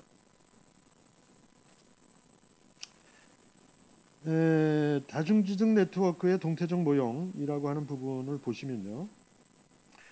자, 이 앞부분에서 잠깐 중간에 설명이 있었는데 넘어가는 바람에 설명을 못 드렸습니다만 인력과 청력의 변증법이라고 하는 것이 우리 몸 전체를 관통하고 있다. 세포에서부터 몸 전체까지. 신경학적으로 얘기하자면 교감신경과 부교감신경이 있죠. 이것의 기량작용이라고 할 수 있는데요. 이것에 따라서 자기와 비자기 사이에는 밀고 당기는 상호작용의 과정이 있기 때문에 미메시스의 궤도가 달라진다는 것이죠. 그러니까 즉 안과 바깥을 연결하는 그 조율하는 그 궤적 자체가 달라지는데 가령 태양을 어포던스라고 본다면 40페이지 근일점이 있죠. 지구가 태양과 가까워지거나 멀어지거나 하는 그런 것이 있는데 그것이 이제 그리모처럼 그리모를 보시면 그 태양과 지구와의 관계가 근일점이 있고 원일점이 있잖아요. 그래서 이게 타원 궤도를 이루는 이유가 두 개의 중심이 있기 때문에 타원 궤도를 이루고 있는데 가까이 갈 때와 멀어질 때에 따라서 우리가 계절에 커다란 변화가 있는 것처럼 공감과 연대, 상호작용에 커다란 변화가 나타나게 된다는 거죠. 그러니까 이것이 고정되어 있지는 않다는 거예요. 그러나 대신에 반복된다는 것이죠. 일정한 주기를 가지고. 다시 40페이지로 돌아와 보시면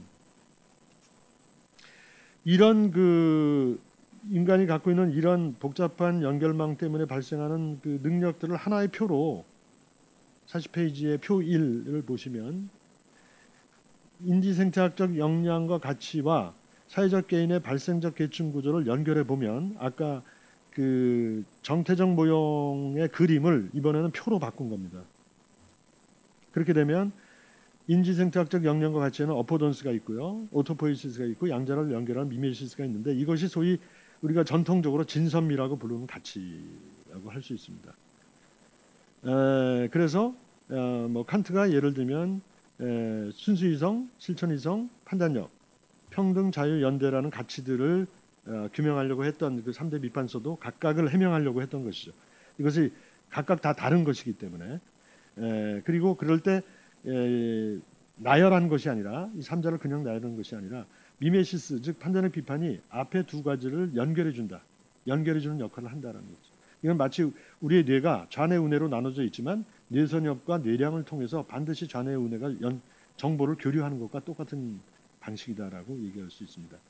그리고 사회적 개인의 발생적 계층 구조가 아까 전개체적 자연, 개체적 자연, 관지개체적 사회라고 하는 프로이드가 이드, 자, 초자라고 불렀던 그런 것이죠.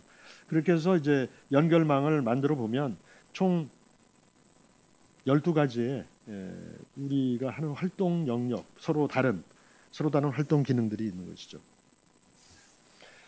그러니까 이 말은 뭐냐면 인간의 뇌에 잠재되어 있는 우리의 기본 능력 안에 이렇게 최소한 12가지의 서로 상이한 능력들을 하도록 만들어져 있다는 거예요. 근데 이것들을 대부분 사용하지 않고 우리가 살고 있는 것이죠. 그리고 이제 이것을 분과 학문 제도 또는 장르화된 제도, 예술 제도 등으로 나눠서 그중에 한 가지만 전공으로 삼고 살고 있는 거예요. 그러니까 환경의 변화와 자기 잠재력 간의 불일치가 끊임없이 발생하는 것이죠.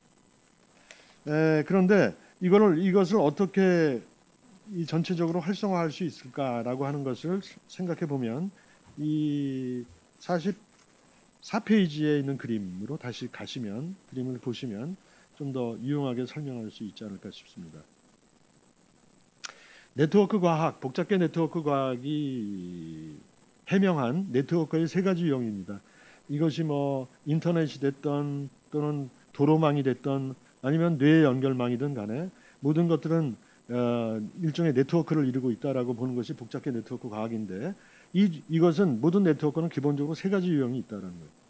중앙 집중형 네트워크, 척도 없는 네트워크, 분산된 네트워크가 있는데 제 얘기의 요지는 이 중에서 A와 B 주로 중앙 집중형과 분산된 네트워크 방식에 익숙해져 있다. 기존의 방식에는 즉 정보와 시대 이전에 우리의 삶의 양식은 물적 교류나 인적 교류 그리고 정보 교류의 기술적 제한 때문에 주로 A형과 C형을 주로 사용해 왔는데 어쨌든 오늘날 21세기에 들어서서 우리가 발전된 기술을 바탕으로 그리고 또 복잡해진 세계화의 힘을 바탕으로 B, 척도 없는 네트워크라는 방식을 활용할 수 있는 기회가 점점 늘어나고 있다. 뇌의 기능도 B의 방식을 사용할 때 우리가 갖고 있는 12가지 역량들 간의 다양한 연결망을 비교적 손쉽게 만들어낼 수 있다라는 것입니다. 그래서 거기에 대한 쭉 설명들이 이제 44페이지까지 있고요. 그래서 45페이지로 넘어가면 46페이지에 보면 이것들이 이 척도 없는 네트워크가 어떻게 유연함을 만들어내는지를 보여주는 그림입니다. 점선으로 바꾸죠. 점선으로 바꿉니다. 그러니까 허브가 여러 개가 있어서요. 이 허브들이 여러 개가 있는데 허브가 개별 노드와 연결망을 수시로 바꾼다는 것이죠. 이게 바로 가소성이라는 겁니다.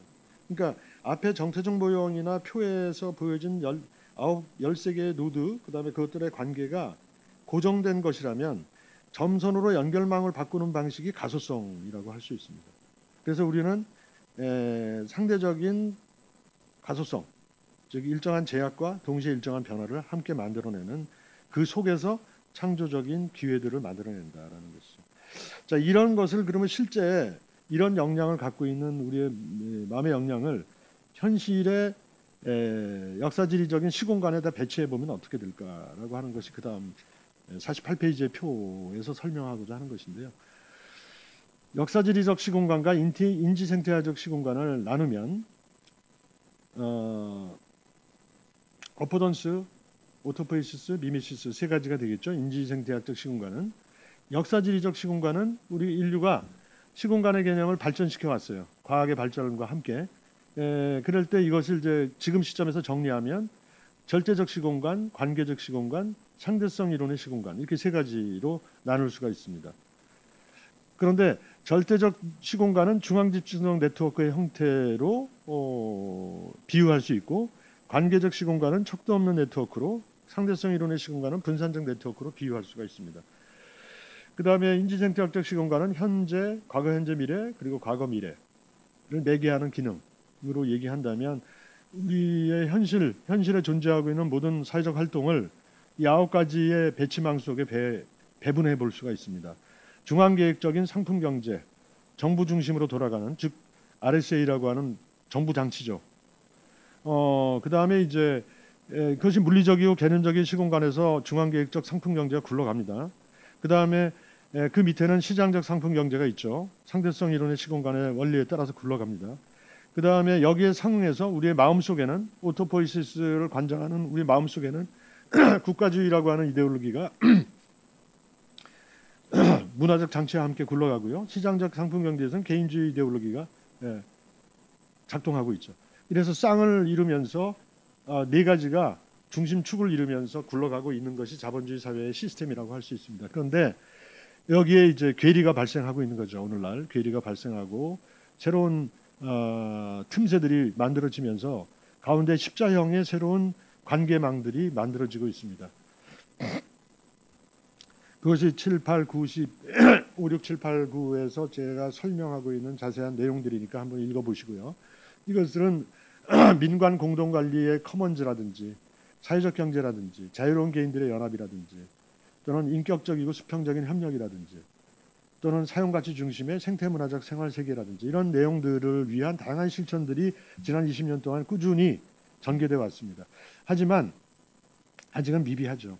그러나 49페이지로 넘어가서 이 공간들과 4가지 중심적 공간, 시공간과 5가지 틈새적 시공간의 관계를 충분히 규명한다면 1, 2, 3, 4가 줄어들고 나머지 5, 6, 7, 8, 9가 늘어나면서 사회 구성체와 개인 구성체의 관계망 전체가 커다랗게 변화하는 그런 과정. 그래서 비로소 양자 사이에 선순환이 이루어지는 그런 과정을 생각해 볼 수가 있겠다. 그것이 대안적 세계화 또는 대안적 생산관계를 구성하는 과정이다. 이렇게 말씀드릴 수 있겠습니다. 이거를 이제 단적으로 그냥 얘기하자면 50페이지에 이 복잡한 내용들을 줄여서 얘기하자면 소위 사물화를 포기하지 않으면서 자연과 인간을 인격화하는 현대적인 단계로 가야 된다라는 것이죠. 이게 이제 저 바이오진의 얘기를 줄여서 얘기하자면 이런 얘기고요. 이런 변화를 통해서 51페이지 맨 위에 보면 계급과 계급 대립이 있었던 낡은 부르주아 사회 대신에 각인의 자유로운 발전이 만인의 자유로운 발전의 조건이 되는 하나의 연합체가 나타난다라는 이제 마르크스적인 전망들이 열릴 수가 있다. 그 다음 페이지는 넘어가시고요.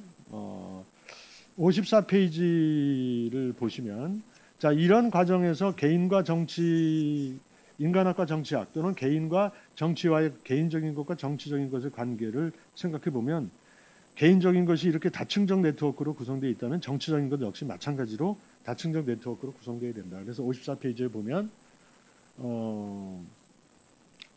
중간에 보시면 개인 1, 가족 2, 공동체 3, 국가 4, 연방국가 5, 코스모폴리스 6이라고 하는 다층성, 다중 스케일 네트워크로 정치 개념이 확장돼야 된다는 거예요. 이런 개인 자체가 이렇게 13가지의 네트워크의 복잡한 관계망을 가지고 있기 때문에 그런데 정치라고 하면 개인을 빼고 또 6, 코스모폴리스 빼고 현재 있는 가족도 잘 빼죠. 보통 공동체, 국가, 연방국가 정도 3, 4 아니면 기껏해야 가족을 포함시키는 정도 수준에서 정치를 생각하는데 이런 방식으로는 세계적 위기, 문명사적 위기를 컨트롤할 수가 없게 되겠죠. 지금 단적으로 코로나 바이러스는 세계적인 협력 없이는 즉 코스모폴리터스적인 그런 세계적인 협력을 만들어내지 못하면 설령 코로나 바이러스 19를 극복해도 코로나 2020, 코로나 2023, 2021 또는 다른 이름의 새로운 바이러스의 등장 앞에서 속수무책 될 수밖에 없다라는 것이. 그래서 55페이지로 넘어가면 결국은 변화를 만들어내려면 상향운동, 하향운동이 동시에 이루어져야 된다. 개인적인 것이 가장 개인적인 것에서 코스모폴리스로 상향하고 반대로 동시에 가장 코스모폴리스적인 것에서 가장 개인적인 것으로 하향하는 정치의 상향운동과 하향운동이 동시에 이루어지면서 결국은 자유로운 개인들이 연방국가, 국가, 공동체, 가족 단위를 재구성해 나가는 그래서 세계 시민적인 연합의 형성 방향으로 나아가는 이런 변화가 필요해진다라고 말씀드릴 수 있겠습니다. 자, 이런 전망 속에서 마지막으로 이제 마무리를 좀 지려고 하는데요. 이 복잡한 문제들을 참 어떻게 끌고 나갈까 하는 일은 정말 지금 제가 말씀드린 것도 그냥 아주 거시적인 개요에 불과한데요. 이런 그림을 공유한다 하더라도 실천적으로는 굉장히 힘들기 때문에 이 양생법이라고 하는 문제를 다시 한번 생각해야 된다. 그래서 원래 윤리학이라는 게 에토스, 에틱스, 즉 개인들이 자기 몸과 마음의 역량을 강화하는 그런 방법이고 동양에서는 이걸 양생법이라고 해왔죠.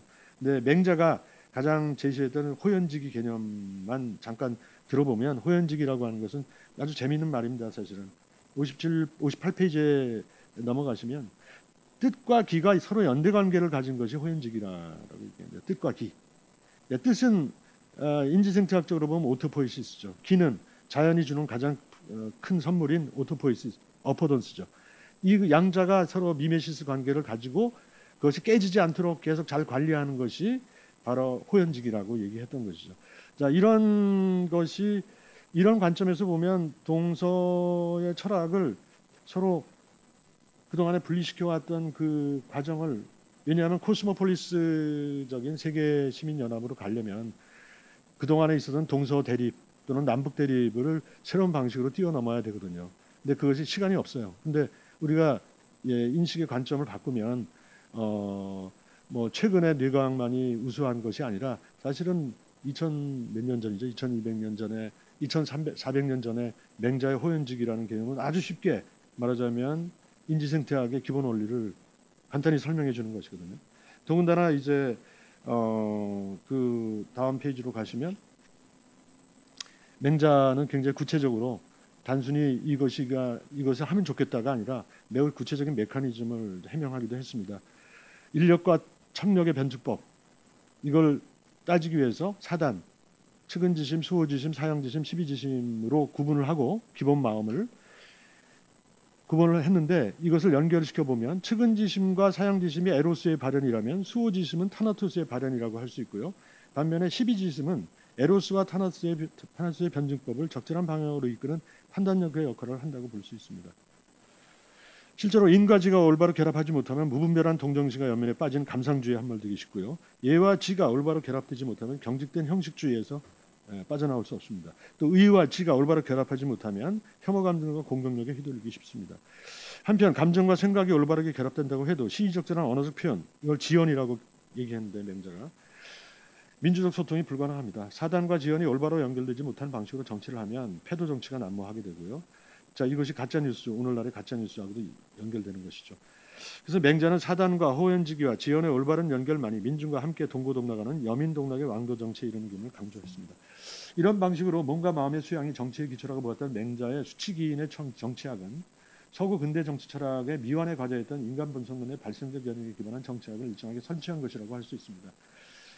61페이지 위쪽입니다. 특히 맹자가 제시하는 왕도 정치의 기준은 위민이 아니라 여민입니다. 백성을 위하는 것이 아니라 백성과 함께한다. 위민이라는 것은 이미 백성과 상당한 거리를 띄고 자기가 뭐 시혜를 베푸는 식의 그런 개념이라면 여민은 함께 가는 거죠. 아래로부터. 자, 이런 것이 있었기에 오늘의 시점에서 보자면 민주주의적인 마음의 정치학 또는 직접 민주주의에 더 가까운 그런 개념이라고 할 수 있습니다. 그러나 맹자의 여민동락의 정치는 2300년 전에 수입된 것이기에 복잡다단이된 현대적인 사회구 정치 분야가 변하게 정의하는 한계가 많습니다. 하지만 이것을 인간의 네 가지 실존 양식의 좌표에 적용을 해보면 그렇게 뭐 서구에 비해서 그렇게 큰 한계만 있는 것은 아니다 이렇게 얘기할 수 있습니다. 그림을 보면은요 64페이지에 보시면 일반적으로 그 서구의 정치학 A라고 할 수 있는데요. 서구의 근대 정치 또는 현대 정치입니다. A는 그냥 말하자면 자기들이 통치하고 싶은 대로 인간은 이런 것이다라고 가정하는 식으로 투사해 왔다라고 할 수 있다면 마르크스는 통치 양식과 생산 양식이 어떤 식의 상관관계를 이루는지를 정치경제학 비판, 자본론을 통해서 해명을 했어요. 그러니까 통치 양식이 선행되는 것이 아니라 생산 양식에 기초해서 생산 양식의 내적 모순을 재생산하거나 또는 변화시키는 방식으로 역사가 변한다라는 것을 과학적으로 해명을 했다면 알투스르와 푸코는 통치 양식이 주체 양식에 어떻게 영향을 미치는지 이데올로기적 국가장치론을 통해서 또는 권력 이론을 통해서 해명을 했습니다. 그러니까 정치학 A에 비해서 B와 C는 상당히 그 복잡성을 해명할 수 있는 단계로 나아간 것이죠. 그런데 비해서 생활 양식과 통치 양식의 관계가 뭐냐라고 하는 문제는 다루지를 못했습니다. 이것을 다룰 수 있는 것이 마음의 정치학 또는 역사지리 인지생태학적 인간학이라고 할 수 있는데 이 관점에서 보면 사실은 네 가지 관계 전체, 즉 1, 2, 3, 4의 연결망이니까 2의 4승이겠죠. 즉 16가지의 관계를 해명해야 된다는 것이죠. 그러니까 인간이란 무엇인가를 해명하려면 네 가지 실존 양식의 16가지의 역동적 관계를 해명해야 된다는. 그래서 인간을 알기가 가장 어렵다라고 하는 것이죠. 그런데 이거를 마치 이제 한두 개만 해결하면 뭐 세계를 바꿀 수 있다라는 식으로 쉽게 다뤄왔던 것이 이제까지의 이론의 큰 병폐라고 할 수가 있습니다. 그런데 놀라운 것은 성리학이 가장 현재 우리가 가장 우습게 보는 그리고 가장 가부장제를 유지했던 것이라고 비판받는 그 성리학이 62페이지를 보시면 이 네 가지 관계망을 일단 연결했었다는 거예요. 제가 알기로는 서구의 어떤 학문도 이 네 가지 양식의 유기적 연결망을 체계화시킨 적은 없었습니다. 근데 역사지리 인지생태학적 관점에서 보자면 62페이지의 두 번째 문단입니다. 주자가 부각시킨 유가의 실천 강령. 유가의 실천 강령은 주자 이전에 이미 고전 한대부터 내려오던 그 공자 말씀에 이미 들어가 있었던 거죠. 8조목이라고. 경물, 치지, 성의, 정심, 수신제가, 치국, 평천하. 네 가지 묶으면 네 가지요. 세분화하면 8가지죠. 이것은 네 가지 실존 양식과 쌍을 맞춰 다음과 같이 배치해 볼 수가 있습니다. 첫 번째 생산 양식이 경물, 치지가 생산 양식을 다루는 거예요. 사물을 대해서 그로부터 지식을 끌어내는 것이죠. 지식에 도달하는. 사물과의 직접 경험을 통해서. 그다음에 주체 양식은 성의 정심. 주체 양식은 자기 오토포이시스를 위해서 마음의 방향을 정하는 거죠.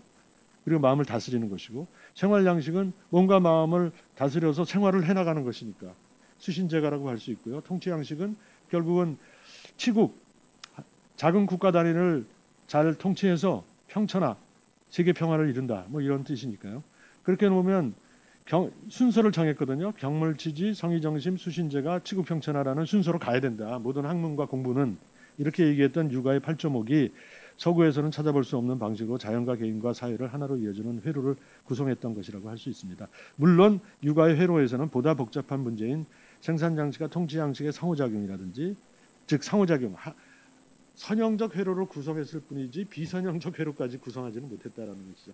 그러니까 그거는 뭐 어느 시대나 어떤 지역에서나 한계가 있는 것이지 뭐 모든 후대의 문제까지 다 해결해 주는 것은 아니기 때문에 당연한 것이라고 할 수 있습니다. 하지만 이렇게 대조해 보면 서구의 근대 정치 철학이나 현대 정치 이론, 물론 전 근대적인 동부아시아의 정치 사상에 각기 일정한 공백이 있음이 잘 드러납니다. 우리는 뭐 이제까지 지난 적어도 100년 또는 200년 동안 무조건 서구를 따라와야 된다고 생각해 왔지만 꼭 그렇지 않다. 문명사의 전환의 관점에서 보면 그렇지 않다는 겁니다. 이것은 코끼리 다리를 만지면서 코끼리 전체 모습을 암중모색했던 인류의 유년기와 사춘기의 제한된 경험과 조금은 인식 지평 때문에 어쩔 수 없었다. 그러나 자유구성체의 역사지식적 변화와 개인구성체의 인지정책적 변화의 상관관계를 입체적으로 연결하면 이런 문제를 우리가 해결해 줄 수 있지 않을까 하는 것이죠. 그래서 서구에서 생산된 학문적 지식에만 매달려온 사대주의적 관행에서 벗어나서 동서고금의 학문들에서 생산되어 온 다양한 문화의 명시적 지식들은 물론 일상 속에서 대중적으로 생산되고 소통되어 오던 암묵적 지식들까지 포함한 입체적이고 횡단적인 지식의 통속과 순환이 필요합니다. 그래야만 비로소 온라인 오프라인에서 실시간으로 이루어지고 있는 전 지구적인, 즉 동서남북 간의 교류 속에서 자유로운 개인들의 세계적 연합을 구성해 나갈 청년기에 이른 인류의 온전한 자율성을 그려볼 수 있지 않을까 생각합니다. 마지막 8번은 뭐 일종의 부록이라고 생각하시고 읽어보시면 됩니다. 이상 마치겠습니다. 감사합니다. 저기 심쌤. 어떤 면에서는 거의 수백 페이지에 달하는 내용을 1시간 내에 요약해 주신다고 본인도 굉장히 힘들고 그리고 듣는 분도 굉장히 쉽지 않았을 거다 생각하고요. 또 그런 면에서는 오늘 이걸 기록으로 한번 제가 남길 필요가 있다고 생각했습니다. 일단 제가 요약을 할 수도 있겠는데요. 지금 시간이 많이 지났으니까 일단 질문을 우리가 좀 들어보고 저희가 우리 일단 이제 질문을 통해서 더 설명을 들어보고 난 다음에 제가 정리를 하도록 하겠습니다. 과천이 아니죠. 세종이죠. 세종에 계시는 분들 굉장히 지금 아마 이해하기 어려운 부분도 많았을 텐데 이런 때는 무식하게라도 질문을 하는 게 좋습니다. 그리고 항상 먼저 질문하는 분이 존경을 받습니다. 혹시 질문하실 분이 계신지요? 네.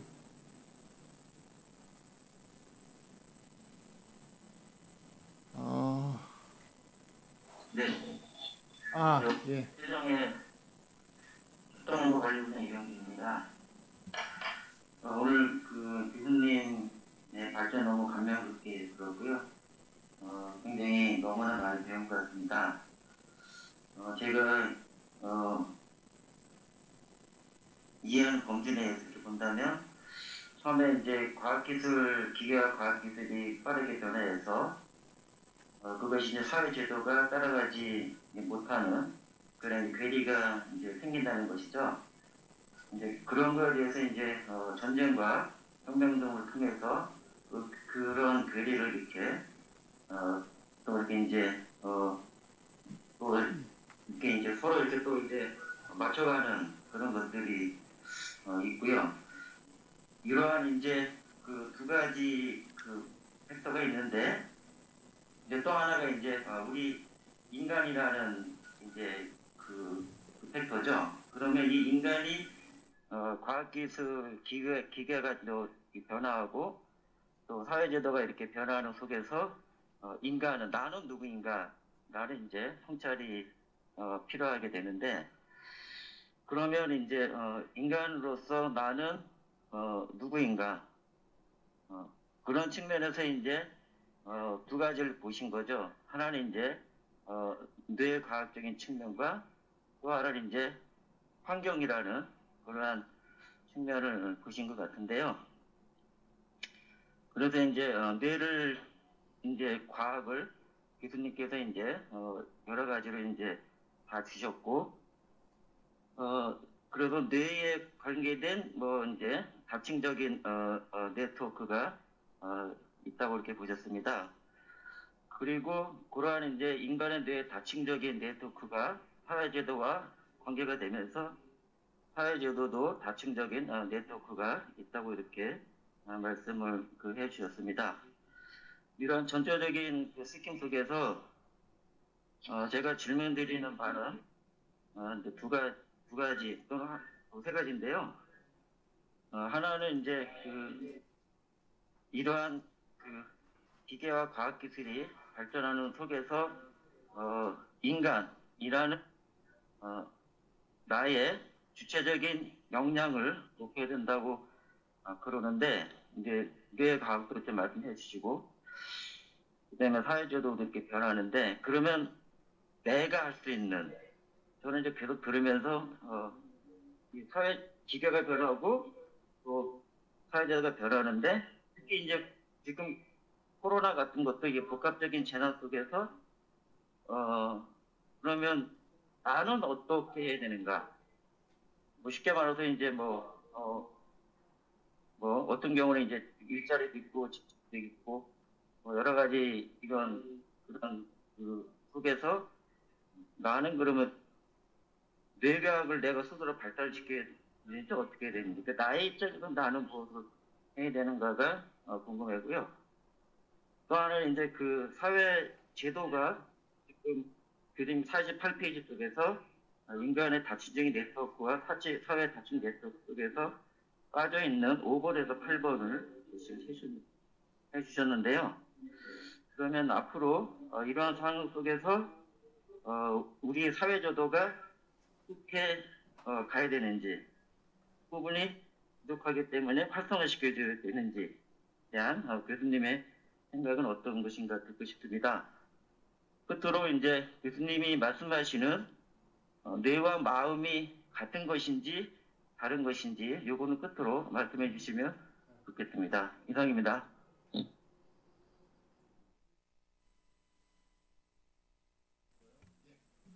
예, 감사합니다. 핵심적인 것만 딱 질문해 주신 것 같아요. 왜냐하면 내가 할 수 있는 게 무엇인가? 사회제도는 어떻게 바뀌어야 되는가? 뇌와 마음은 같은 것인가 다른 것인가? 이거 가장 핵심적인 질문이라고 할 수 있습니다. 뭐 이거를 제가 이제 이 글이 압축을 한 글이기 때문에 좀 더 자세하고 실천적인 프로그램에 대한 내용은 많이 들어가 있지를 못해요. 근데 그거는 이제 다른 책으로 굉장히 긴 분량의 책으로 준비를 하고 있어서 나중에 또 한번 소개드릴 기회가 있으면 좋겠고요. 지금 말씀하신 세 가지에 간단히 답해드리자면, 제가 이 복잡한 지도를 그려서 보여드리고자 했던 바는 뭐냐면 12개의 표가 있잖아요. 그 12개 최소한 이게 페이지 수로 보면 36페이지와 그 다음에 또 좀 더 구체적인 40페이지가 있는데요. 40페이지에 우리 영역이라고 한다면 인간 역량의 다중 스케일 네트워크 표에 보면 12가지의 그 기능 영역이 있는데, 현재 신자유주의 세계화 속에서 양극화되고 또 하나는 바이러스 같은 재난에 의해서 그나마 양극화돼서 간간히 유지되던 삶조차도 벼랑으로 떨어질 경우 어떻게 될까 하는 문제는 대부분 주로 어디서 발생했냐면 어포던스의 불균형에서 주로 발생한 거거든요. 그러면 아주 쉽게 그냥 생각해 보시면 오송의 과학, 경제학, 정보담론의 생산, 감각의 생산, 무의식적 지각의 기술공학, 이 세 가지와 관계되는 영역에서 불균형, 양극화, 차별 이런 등등으로 괴로움을 받다가 이게 어느 정도 일단 중단이 됐어요. 잠정적으로. 또는 대공황이 지속이 되면 굉장히 힘들어지겠죠. 그러나 나머지 9가지는 내가 사용할 수 있는 부분이라는 거죠. 내가 사용해야만 되는 거죠. 왜냐하면 나의 능력이기 때문에. 이거를 시간이 없어서 여러 가지 핑계가 있습니다. 시간이 없어서 또는 뭐 몰라서 또는 다른 욕망 중에서도 게임하고 싶은 욕망에 다 빠져서 나머지를 사용하지 않았다. 그러나 이제는 재난적 상황이라고 하는 것 또는 문명사적인 대의행, 이거는 한두 사람의 문제가 아니라 지구 전체가 흔들리는 문제거든요. 근데 여기서는 더 이상 핑계를 댈 필요도 없고 이제까지 잘못했던 것이 문제가 되지 않는 것 같아요. 새로 시작하면 되니까. 그래서 그거를 사용하는 길을 찾아야 된다. 그러니까 인격적 대화를 해야 됩니다. 가족에서부터, 그리고 자기 자신과, 그다음에 욕망의 생산을 방향을 조절해야 됩니다. 최고가 되려고 하지 말고 최적, 옵티멀, 베스트가 아니라 옵티머스한 삶의 방식을, 자기 욕망을 다스리는 것, 충동 다스려야 되죠. 무조건이 아니라 인력과 청력의 변증법에 따라서. 그다음에 순고의 경험, 순고가 얼마나 아름다운지, 그다음에 미적인 기회, 취미 활동 조금이라도 만들어 봐야 되고, 매력과 혐오의 정동적 리듬을 스스로 다스려야 되고, 판단력, 자, 정치적 판단을 해야 됩니다. 무엇이 옳고 무엇이 그른지 남에게 맡겨놓은, 전문가들한테 맡겨놓는 것이 아니라, 그다음에 감정의 정치 정말 지금은 이게 포퓰리즘과 함께 엄청나게 커지고 있죠. 그거를 다스려야 되고, 감정을 미적 기회, 그다음에 이성, 오성과 연결시킬 수 있는 길을 찾아야 되고요. 성정치학에서도 보수적인가 진보적인가 또는 다양한 형태의 담론과 행동 방식들이 나와 있죠. 이것들을 파괴적이지 않은 방식으로 자기 스스로의 삶을 재구성할 수 있는 길, 이것들을 찾아야 됩니다. 이렇게 제가 보기에는 여기에는 다 예시하지 않았지만 이 표에는 이제 그런 의미가 함축되어 있습니다. 그래서 할 일이 굉장히 많다라는 것이죠.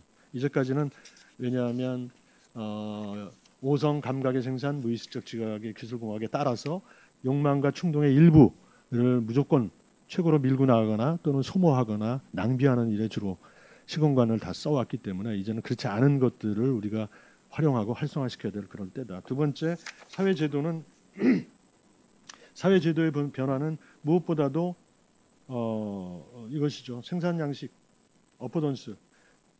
자, 어포던스의 생산에 대해서 여기서 이제 뭐 여기서도 자세히 설명드리진 않았지만, 어포던스의 생산 양식의 문제는 마르크스가 얘기했듯이 생산력이라고 하는 개념은 토대와 상부구조, 즉 생산력과 생산관계로 이루어지는데요. 생산력이 아무리 발전해도 생산관계가 비민주적이 되면 그 어포던스는 누군가 소수가 독점하고 나머지는 불평등, 양극화에 시달려서, 그리고 자연을 무차별 파괴하는 거죠. 자, 이것이 자본주의 생산관계가, 자본주의적 생산력의 문제가 아니라 생산관계가 조장해온 문제들이기 때문에 핵심은 생산력을 버리는 것이 아니라 생산력을 새로운 생산관계와 마주치게 해야 되는 거죠. 그 생산력의 핵심은 인공지능인데, 그 인공지능을 생산관계, 즉 자본주의적인 생산관계가 아니라 민주적인 생산관계, 수평적인 생산관계와 마주쳐서 경쟁이 아니라 협력으로, 또는 착취와 수탈이 아니라 서로 공생과 연대를 할 수 있는 그런 사회적 관계로 바꾸는 일, 사회제도를 그렇게 바꿔야 되는 거죠. 그거는 이제 생산 양식, 통치 양식, 양자를 다 그렇게 바꾸는 일을 위해서는 결국은 촛불혁명처럼 민주주의적인 혁명이 필요한 거죠. 그러니까 민주주의가 모든 영역에 확장될 수 있도록, 그 중에서 가장 중요한 것은 직접 민주주의죠. 대민주주의라고 하는 형식적 틀이 이제 한계에 도달했습니다. 왜냐하면 5천만의 다양한 욕구와 역량과 창조력을 200명, 300명이 대변한다는 게 말이 안 되는 얘기입니다. 그러니까 직접 민주주의를 활성화할 수 있는 새로운 운동, 그러니까 촛불혁명이 직접 민주주의의 원년이 되도록, 87년 6월 항쟁은 군부 독재에서 대의민주주의로 전환하는 원년이었거든요. 그렇다면 이제 2016년 촛불혁명이 21세기 즉 2020년대의 직접 민주주의 시대, 인공지능에 알맞는, 자, 인공지능이 뭐 개인 맞춤형으로 전부 우리의 생산 어포던스와 필요 생활을 바꿔주는데 왜 정치는 맞춤형이 안 됩니까? 정치의 맞춤형은 직접 민주주의라고 할 수 있죠. 이런 방식으로 제도적 변화를 모색해야 된다. 이것은 누가 해주는 것이 아니라 모든 개인들이 민주적으로 적극적으로 진행해야 될 일이죠. 마지막으로 뇌와 마음의 관계는, 뇌는 뇌고 마음은 마음이다라고 하는 것이 아니라 그러니까 뇌와 마음은 동일하지 않지만 그렇다고 무관한 것이 아니다. 이것이 이제 제가 필요 조건과 충분 조건으로 나눠서 설명드리고자 한 것이죠. 그러니까 뇌는 마음이 작동할 수 있는 필요 조건이지만 마음은 필요 조건만 가지고 충분 조건에 이르지 못한다. 마음은 뇌 말고도 사회적 환경, 특히 생산 양식, 통치 양식이라는 사회적 환경의 정상적 가동, 그것의 파국이나 재난이 아니라요. 그것을 필요로 하면서 다중 스케일 네트워크로 발전하는 가운데 창발하는 것이 마음이다. 그러니까 다시 말씀드리면 뇌는 요소들을 제공하지만 요소들의 관계로부터 창발하는 것이 마음이다. 이렇게 구분할 수가 있습니다. 그러니까 창발하는 마음은 요소들이 없으면 불가능하고요. 뇌만 작동해 요소들만 있어서는 관계들 속에서 마음이 창발할 수가 없죠. 그러니까 뇌는 환경과 몸이라고 하는 생명체의 상호작용 없이는 뇌라는 뇌의 기능이 발휘가 안 됩니다. 그러니까 애초부터 환경의 변화와 몸의 변화를 매개하는 것이 뇌고 그 네 개의 요소들의 진화 속에서 창발하는 것이 마음이다. 이렇게 구분할 수가 있겠습니다. 예, 이상입니다.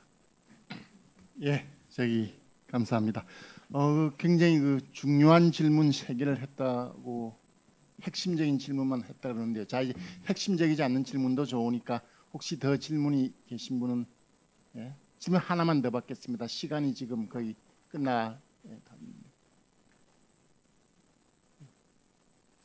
제가 한 가지 우리 최 선생님께 한번 질문을 하고 제가 좀 마무리식으로 한번 이야기를 해보겠습니다. 결국은 이제 지금 우리 시점에서 보통 우리가 인간하고 사회 이렇게 이야기하잖아요, 그렇죠? 인간과 사회의 관계하는데 우리 이제 최 선생님은 인간, 사회 그리고 자연이라고 하는 걸 넣어서 오늘 이야기를 좀 하셨어요. 근데 지금 시점에 딱 맞고요.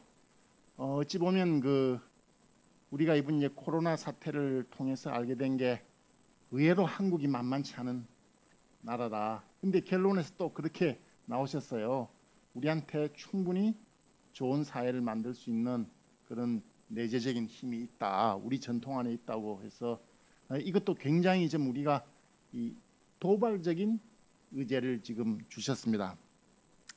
근데 그러면서 이제 우리 뭐랄까요 지금 인지 생태학적으로 그리고 이제 어떤 사회적인 그죠? 그러니까 역사 지리학적인 관계를 가지고 제 48페이지에 보면 이제 굉장히 네트워크를 만들었는데요. 일반적으로 지금 세계에 4가지가 있는데 지금 우리가 잘 보지 못하는 5가지를 제공하면서 이렇게 가야 된다는 거죠. 근데 이제 제가 묻고 싶은 게 이겁니다. 우리 심쌤한테 좀 인식론 중심주의가 있지 않느냐. 무슨 말이냐면 그러니까 이런 우리가 코먼스 같은 것들 가려면 보통 사람들은 이리 이야기해요. 뭐 시민사회 운동을 해야 된다든지, 그죠? 또는 뭐 자본의 움직임을 제한하기 위한 또는 우리 경인사 입장에서는 혁신적 포용국가를 만들어야되는지 이런 이야기를 하는데 그게 아니고 이렇게 큰 그림을 보여주면 사람들이 알고 이래 가겠구나 이렇게 생각하시는 건 아닌지. 그러니까 좀 어려워도 당신 이거 공부해. 그러면 다른 길이 있는 걸 알고 너희들이 바뀔 거야.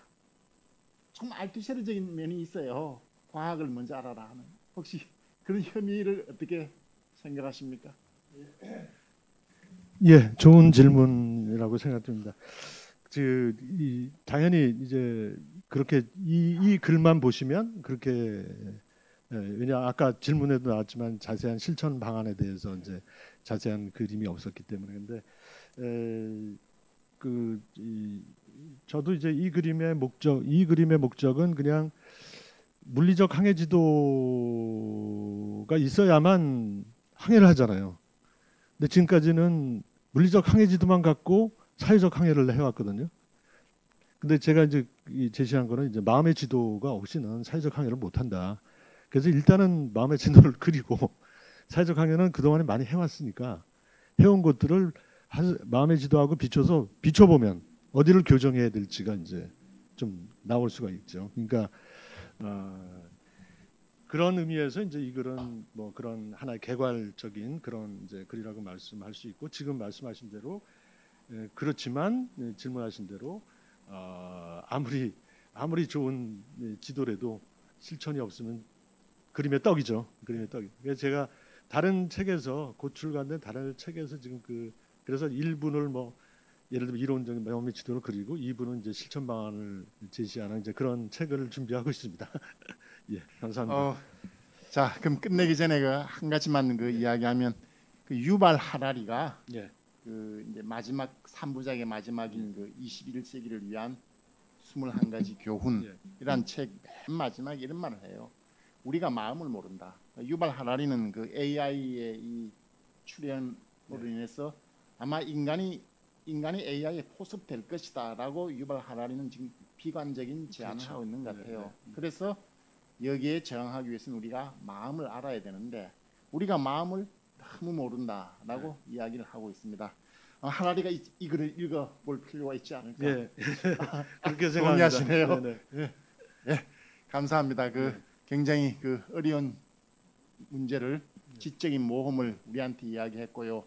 아마 여기 오늘 들으신 분들도 잘 이해하기 쉽지 않죠. 그러나 한번 이렇게 크게 그린 그림을 큰 모습을 한번 보고 자기를 한번 생각해보는 기회를 가졌으면 좋겠습니다.